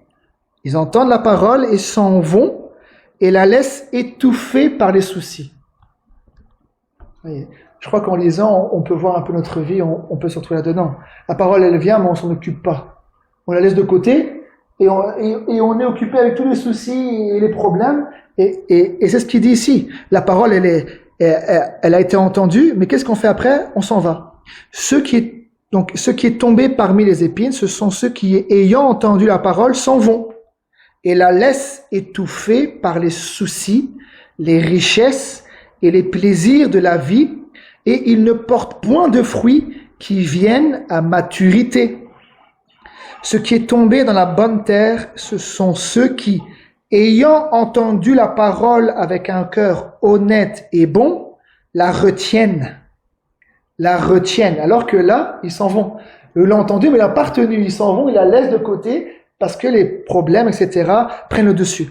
Mais ici, il dit qui, ayant entendu la parole avec un cœur honnête et bon, la retiennent et portent du fruit avec persévérance. Vous voyez? C'est comme un agriculteur. Quand maintenant vous avez un potager, vous plantez, vous allez quand même prendre soin du jardin. S'il y a des mauvaises herbes, qu'est-ce qu'il va faire? Ça va étouffer le fruit. Ça va faire en sorte que ça pousse pas bien. Voyez? Donc, quand on a bien compris la parole du Seigneur, que on a eu cette compréhension que la parole, elle est avant toute chose, que c'est elle qui peut me sauver. La parole qui a été plantée en vous et qui peut sauver vos âmes. C'est ce qui est écrit là ailleurs. La parole qui a été plantée en vous et qui peut sauver vos âmes. Donc, quand maintenant elle est plantée, tous ceux, on le voit, tous les témoignages, il y a beaucoup de témoignages comme Marie ou tant d'autres, les bergers sont venus là-bas à Bethléem où le petit enfant Jésus était né, et ils ont raconté tout ce que les anges leur ont dit. C'est que ici, dans cette ville, on vous annonce une bonne nouvelle, c'est que dans la ville de David, il vous est né un sauveur qui est le Christ, le Seigneur. Et la Bible dit que Marie, en entendant ça, qu'est-ce qu'elle a fait? Elle est partie comme ça? La parole? Non, elle a repassé cette parole, elle a médité cette parole qui lui a fait tellement du bien, tellement donné d'espoir, tellement donné d'espoir dans sa vie que le Christ là va naître. Un sauveur nous est né. Vous voyez, donc elle repassait. Et on voit tellement d'autres comme David, il dit, je serre ta parole dans mon cœur afin de ne pas pécher contre toi. Nous devons être de ceux qui entendent la parole et qui la tiennent et qui comprennent que cette parole-là, je dois en prendre soin. Je dois la méditer et qu'elle puisse grandir. Parce qu'au plus je la garde, au plus j'en prends soin, au plus aussi elle va grandir et arriver à maturité. Mais si je la laisse et que je m'occupe des problèmes futiles du monde, toutes ces choses vont passer, les problèmes. Mais si je me confie dans la parole, la source de toutes choses, et je me confie en lui pour mes problèmes, alors c'est lui qui va faire enlever, qui va enlever les mauvaises herbes qui étouffent cette parole. Vous voyez, et il faut que le Seigneur fasse grâce que cette parole-là puisse rentrer en nous, parce que si elle ne rentre pas, elle ne peut rien produire. Nous ne pouvons pas, on l'a vu ensemble, nous ne pouvons pas produire la vie du Seigneur Jésus. Nous ne pouvons pas imiter sa vie. Il y a des gens, je dis, moi j'avais lu un livre à l'époque qui s'appelle « L'imitation de Jésus-Christ ». C'est un homme qui a certainement eu des bonnes intentions. Mais avec Dieu, c'est pas une question de bonne intention. C'est une question de sa parole. Des hommes ont fait un livre pour pouvoir, avec des règles, avec des manières de vivre, comme une philosophie de vie, de pouvoir ressembler à Jésus. Alors tu vas avoir une tunique, alors tu vas avoir des sandales, alors tu vas être comme ça, tu vas être comme ça, tu vas être comme ça, tu vas vouloir faire les choses. Mais ça, ce n'est pas la vie chrétienne. La vie chrétienne, dès le départ, c'est une vie qu'on reçoit par la parole, parce que c'est en elle qu'est la vie de Dieu.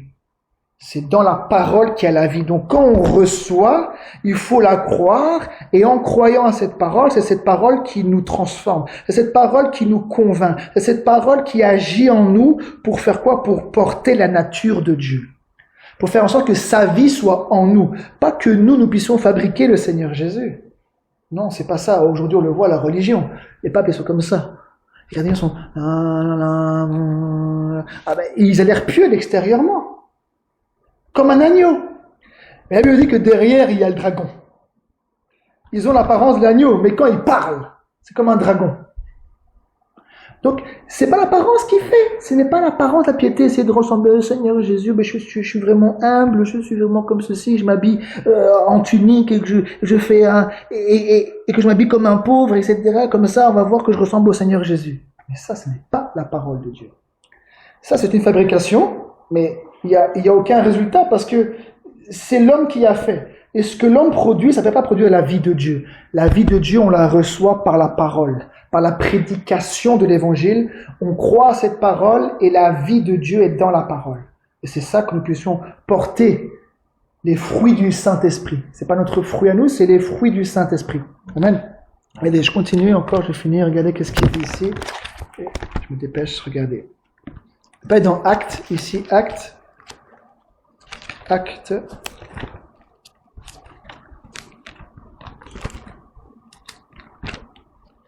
Actes chapitre 26. Acte 26.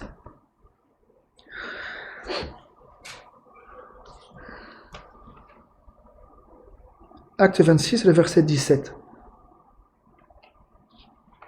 J'ai abrégé, bien sûr, c'est Paul qui rend témoignage de ce qui s'est passé sur le chemin de Damas, quand il partait en Syrie, qu'il a vu la lumière. Il a expérimenté le Seigneur. Il n'a pas vu une personne, mais il a quand même vu le Seigneur par cette lumière. Et lui, il a vu visiblement. Mais quiconque rencontre le Seigneur à travers l'évangile, il voit la lumière. Tu vois quelque chose? Comment tu vas te rendre compte que tu es un pécheur si la lumière ne vient pas sur toi? Parce que nous, on croit... Et c'est ça le piège aussi de Satan. Satan est rusé à dire, bon, par rapport à un pédophile quand même, moi je vais rentrer quand même, j'ai pas fait ça. Ouais, bon, j'ai fait ça, mais moi je suis pas comme lui là-bas. Ouais, mais il y aura toujours plus noir que toi et plus blanc. Et celui qui est plus blanc, c'est le Seigneur Jésus. Donc si tu te compares par rapport aux autres, c'est bien, mais tu pourras pas rentrer. C'est ça, c'est la justice, c'est ta propre justice à toi. Mais quand le Seigneur Jésus vient, que tu entends qu'il a été sacrifié pour tous les hommes, qu'il a pris tes péchés, même si tu as volé un œuf, même si tu as volé qu'un œuf, mais ce vol-là, il est écrit. Et s'il n'est pas effacé, le péché, ça va entraîner la mort, une séparation totale avec Dieu, même si tu as volé qu'un œuf. Mais tous les hommes ont volé plus qu'un œuf. Même si tu as volé un œuf, mais c'est... Les hommes ont fait bien plus que ça. Mais on se donne tellement d'éloges, on se donne tellement d'honneur. Oh, moi je suis bon, moi j'ai fait ceci, moi j'ai fait cela. Mais quand le Seigneur vient, tu ne connais pas encore le Seigneur. Quand le Seigneur vient, que sa lumière vient sur toi, tu dis, oh, je suis aussi sale. Alors tu fais quoi? Tu fais comme ça. La repentance. Aujourd'hui, est-ce que nos cœurs se plient? Est-ce que nous sommes dans la peine? Est-ce que nous sommes dans la peine que nous faisons du mal? Est-ce que nos cœurs se plient devant le Seigneur? Est-ce qu'il y a une repentance? Seigneur, moi j'ai volé là, oui je m'en souviens, j'ai fait ceci et cela. C'est pas ça. Au plus profond de soi-même, il y a une conviction que Dieu existe, est-ce qu'il a fait tout ça pour nous à Golgotha, qu'il a pris nos péchés. Et au plus profond de toi-même, à la racine de l'arbre, la cognée les mises, pour te déraciner du péché, pour te délivrer. Et c'est ce qu'il dit dans Romains 8, il dit, l'esprit de vie en Jésus-Christ m'a affranchi de la loi du péché et de la mort. Celui qui est mort, il est libre du péché. Le Seigneur veut t'affranchir du péché pour que, avant, tu étais esclave du péché. Quelqu'un qui est esclave, ça veut dire qu'il reçoit des ordres. Et nous étions tous esclaves du péché. Donc c'est le péché qui nous dominait. C'est le péché qui nous disait de faire ceci et cela, et on le faisait. Et maintenant, quand tu passes d'un maître à un autre, que tu passes du diable, tu passes du diable à Dieu, tu deviens esclave de Dieu, ça veut dire que maintenant tout ton corps, toute ta vie, elle se range du côté de la justice de Dieu, pour arriver à la sainteté, pour pouvoir arriver là où Dieu veut t'amener. Et pour ça, il faut une délivrance, il faut la puissance, il y a une repentance qui doit se faire au plus profond de soi-même. On l'a vu ensemble, il dit, ce sont les humbles de cœur. Il n'y a aucun homme, les hommes par nature sont orgueilleux. Pourquoi? Parce que ils sont dans le péché, Le péché, celui qui pêche dès le départ, c'est le diable, il y a la mort là derrière. Donc d'office, tous les hommes sont orgueilleux. Tous les hommes sont rebelles à Dieu. Mais quand Dieu te touche, qu'est-ce qu'il va faire? C'est qu'il va t'humilier quand même. Il va pas te faire dire, mais non Seigneur, je suis juste quand même. Moi j'ai fait ceci, moi j'ai fait cela, j'ai donné mon pain, j'ai donné ceci, j'ai donné à manger, j'ai donné à boire, j'ai fait tout Seigneur. Et dire, oui c'est bien, mais tu es quand même un pécheur. Tu dois être lavé de tes péchés en passant par là-bas, en passant par le sacrifice. Voyez, que le Seigneur nous fasse voir. Si le Seigneur un jour permet, puissions voir à travers sa justice. Si nous, on se regarde par rapport à nous-mêmes, on peut se débrouiller de l'âge. Bah, j'ai pas tué. Oui, t'as pas tué physiquement, mais t'as tué quelqu'un par ta bouche. Le Seigneur aussi va te le reprocher. Tu n'as pas mis un coup de couteau, t'as pas tué quelqu'un, mais t'as mis comme un couteau dans le dos avec ta parole.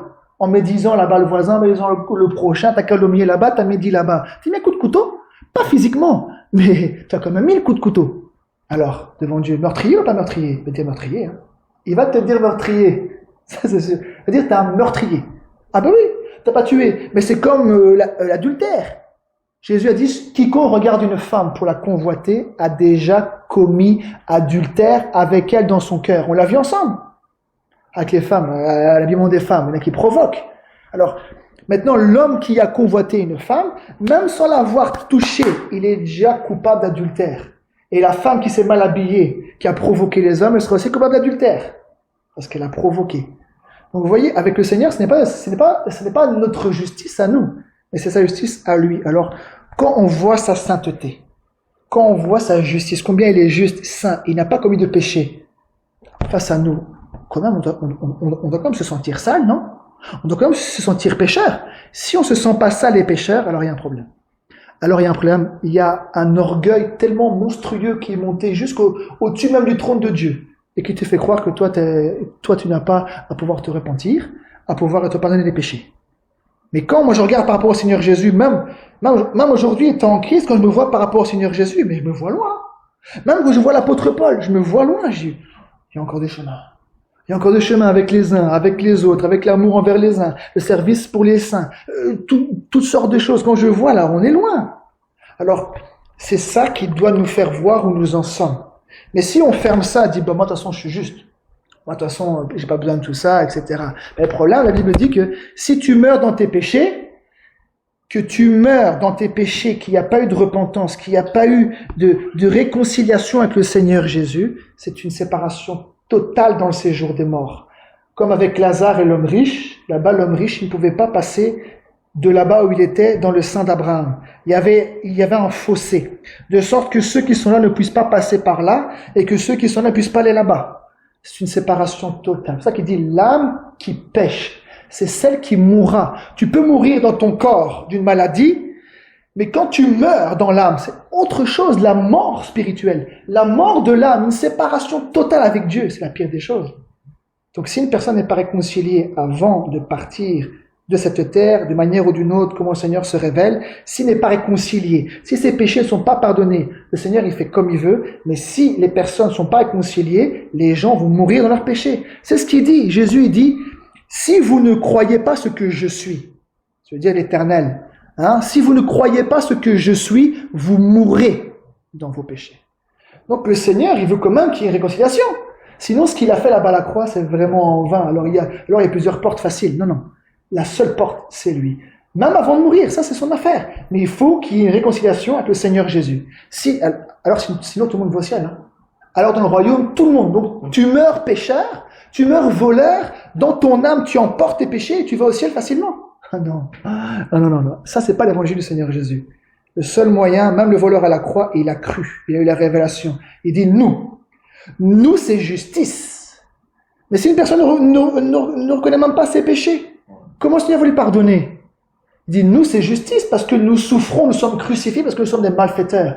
Mais toi, tu n'as rien fait. Lui, il n'a rien fait. Donc le Seigneur l'a révélé que lui était sans péché et était mort pour lui. Mais que lui, c'était juste, il était crucifié à cause du mal. S'il n'y a pas de repentance quand même. Que le Seigneur nous a regardé. Donc, acte 26, le verset 17. Regardez qu'est-ce qu'il dit.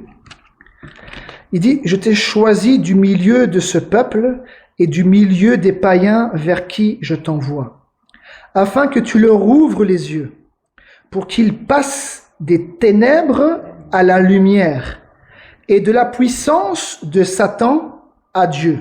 Oui, c'est pas mâché, hein. Tous les hommes sont sous la puissance de Satan. Seulement ceux qui sont arrivés en Christ, qui sont passés de la puissance de Satan à la puissance de Dieu, des ténèbres à la lumière, de la mort à la vie, seuls eux sont sortis de la présence du diable, sont sortis de la puissance de Satan et ne sont plus esclaves de cette puissance-là et du péché. Seuls ceux qui sont nés de nouveau. C'est ça qu'il veut dire. Regardez ici. Il dit, afin que tu leur ouvres les yeux pour qu'ils passent des ténèbres à la lumière et de la puissance de Satan à Dieu, pour qu'ils reçoivent par la foi en moi le pardon des péchés et l'héritage avec les sanctifiés. En conséquence, roi Agrippa, je n'ai point résisté à la vision céleste, à ceux de Damas d'abord, puis à Jérusalem, dans toute la Judée, et chez les païens, j'ai prêché la repentance et la conversion à Dieu avec la pratique d'œuvres dignes de la repentance. Voilà pourquoi les Juifs se sont saisis de moi dans le temple et ont tâché de me faire périr. Mais grâce au secours de Dieu, j'ai subsisté jusqu'à ce jour, rendant témoignage devant les petits et les grands, sans m'écarter en rien de ce que les prophètes et Moïse ont déclaré devoir arriver, savoir que le Christ souffrirait et que ressuscité le premier d'entre les morts, il annoncerait la lumière au peuple et aux nations. Donc je relis, savoir que le Christ souffrirait et que ressuscité le premier d'entre les morts, il au singulier. Qui? Le Seigneur Jésus. Savoir que le Christ souffrirait et que ressuscité le premier d'entre les morts, il annoncerait la lumière au peuple et aux nations. Donc c'est le Seigneur Jésus qui annonce par le Saint-Esprit à travers des hommes. Mais c'est le Saint-Esprit. C'est le Seigneur Jésus qui annonce sa propre parole. Pourquoi? Parce qu'il dit, je suis le bon berger. Celui qui entend ma voix ne suivra pas la voix d'un étranger. C'est-à-dire, mes brebis entendent ma voix et me suivent. Donc il faut que celui qui parle quand même, qui annonce, pour que les individus dans le monde entier puissent suivre sa voix, retourner au bon berger. Comme il dit, vous êtes retournés vers le pasteur ou le berger de vos âmes, ou le gardien de vos âmes. Donc quand le Seigneur appelle, c'est lui qui parle par sa voix, ce qu'il dit, celui qui entend. Il dit que celui qui a des oreilles entende ce que l'Esprit dit. Donc quand c'est lui qui parle, il te parle à toi individuellement. Pourquoi? Pour que tu puisses rentrer dans la bergerie, pour que tu puisses le suivre lui, le Seigneur Jésus et sa parole. Mais les serviteurs de Dieu sont inutiles. Humainement parlant, ils ne peuvent rien faire.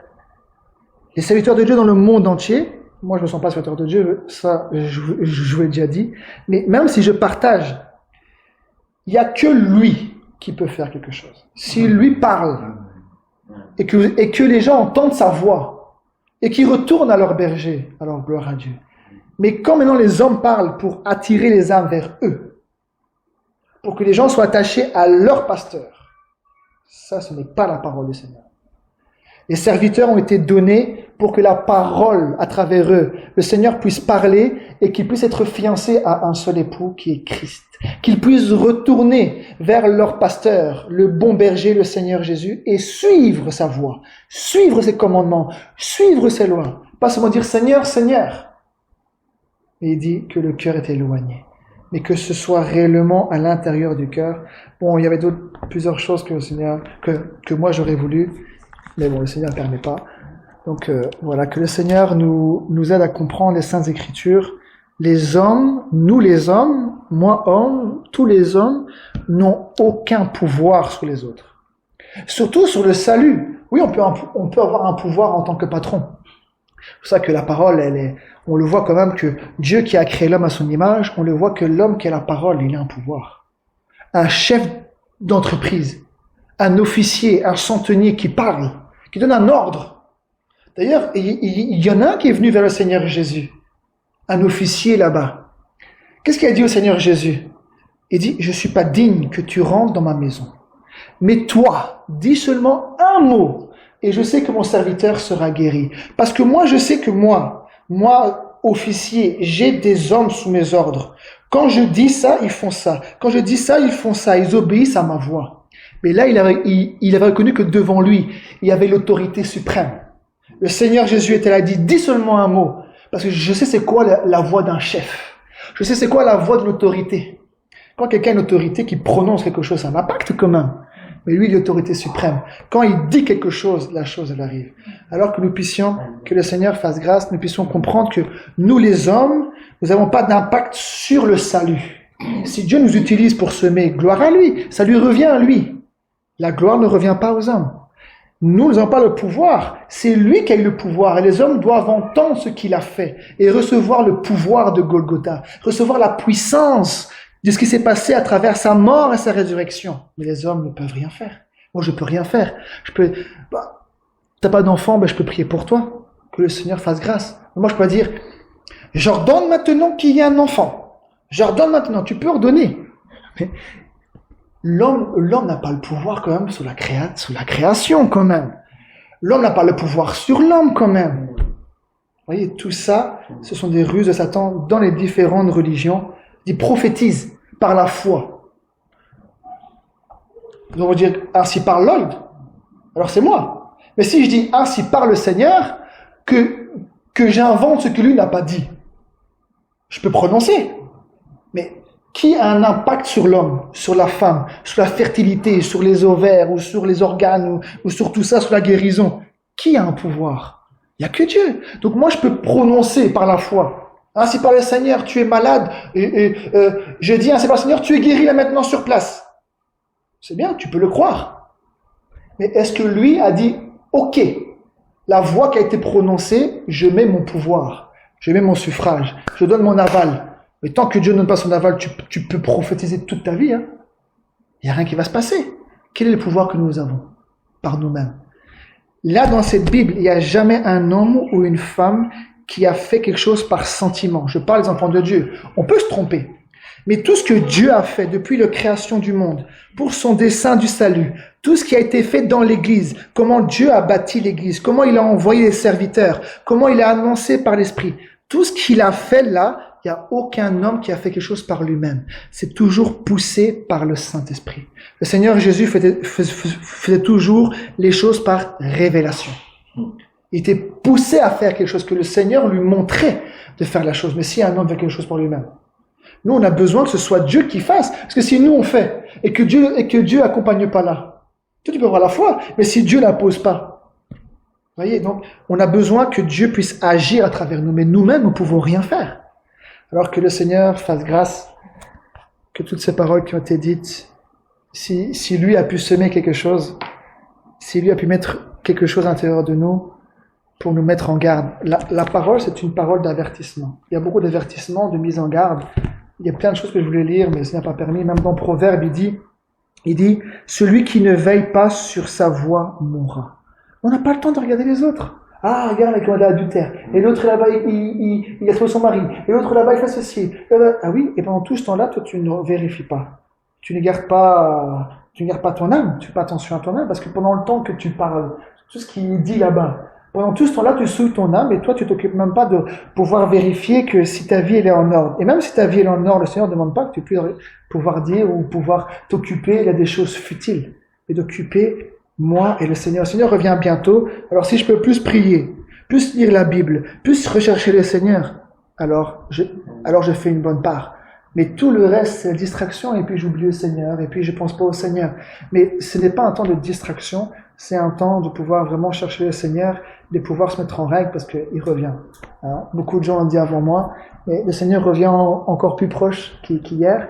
Le Seigneur est vraiment à la porte, et ce qu'il veut, c'est des cœurs sincères, des cœurs qui reçoivent sa parole, des cœurs en qui la parole peut fructifier, des personnes qui aiment la parole et qui ont compris que la parole, elle donne la solution à tout, et que le Seigneur, il est aimable au-dessus de toutes choses. Pour tout ce qu'il a fait pour nous, il est aimable au-dessus de toutes choses, et tous les soucis que nous avons. prendre un vêtement, de logement, de nourriture, tout ça, il s'en occupe. Est-ce qu'il est le Père? Alors si moi je suis engendré de lui, je dois m'occuper de ça. Est-ce que je suis engendré de lui? Si je suis enfant de Dieu, il dit, mais à combien plus forte raison votre Père Céleste? C'est-à-dire que si lui il est le Père, s'il est mon Père, je suis né de Dieu, par sa semence qui est rentrée en moi, par cet évangile qui est rentré en moi, est-ce que lui ne prendra pas soin de moi en toute chose? Nous déjà en tant que parents, il dit, si méchants comme vous êtes, vous avez donné de bonnes choses à vos enfants. À combien plus forte raison le Père Céleste donnera-t-il le Saint-Esprit à celui qui lui demande? Donc lui qui est un bon Père, comment il n'a pas prévu toutes choses? Si tu es rentré dedans, si tu es enfant du Seigneur, toutes ces choses-là, tout ce que tu as besoin sur cette terre, il va pourvoir, il va te montrer, mais est-ce que tu l'invoques? Est-ce que tu le cherches? Seigneur, j'ai un problème. Dire, Seigneur, regarde, j'ai un problème là, aide-moi. Seigneur, j'ai un souci là. Mais souvent, on fait les choses par nous-mêmes, on essaie d'arranger les solutions par nous-mêmes. Mais je parle de moi encore aujourd'hui. On essaie d'arranger les choses.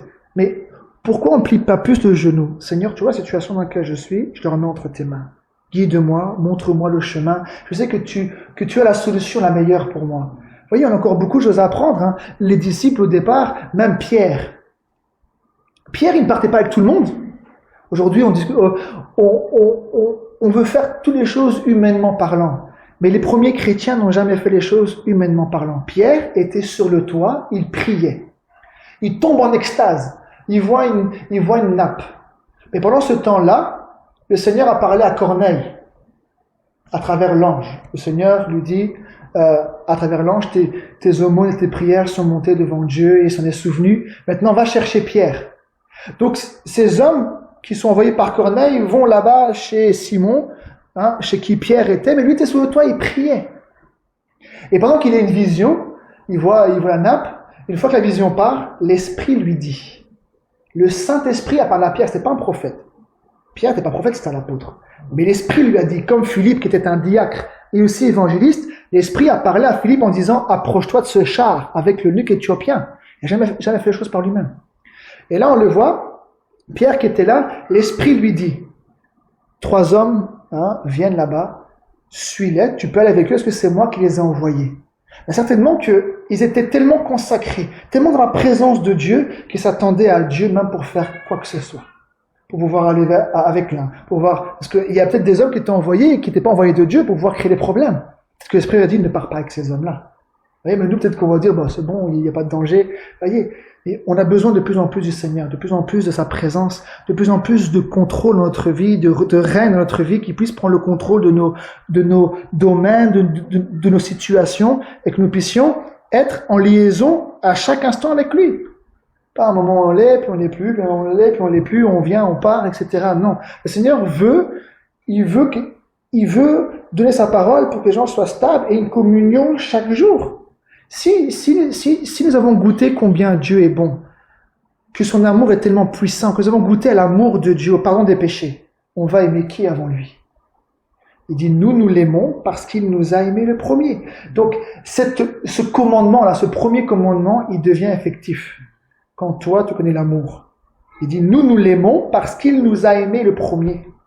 Alors, quand tu goûtes à son amour, après, tu l'aimes de tout ton cœur, de toute ton âme, de toute ta force et de toute ta pensée. Et qui après? Le prochain comme lui-même. Et après, même les ennemis. C'est l'amour avec le Seigneur Jésus. Vous voyez, que le Seigneur nous fasse grâce. Que le Seigneur vous bénisse, que le Seigneur nous bénisse. Amen.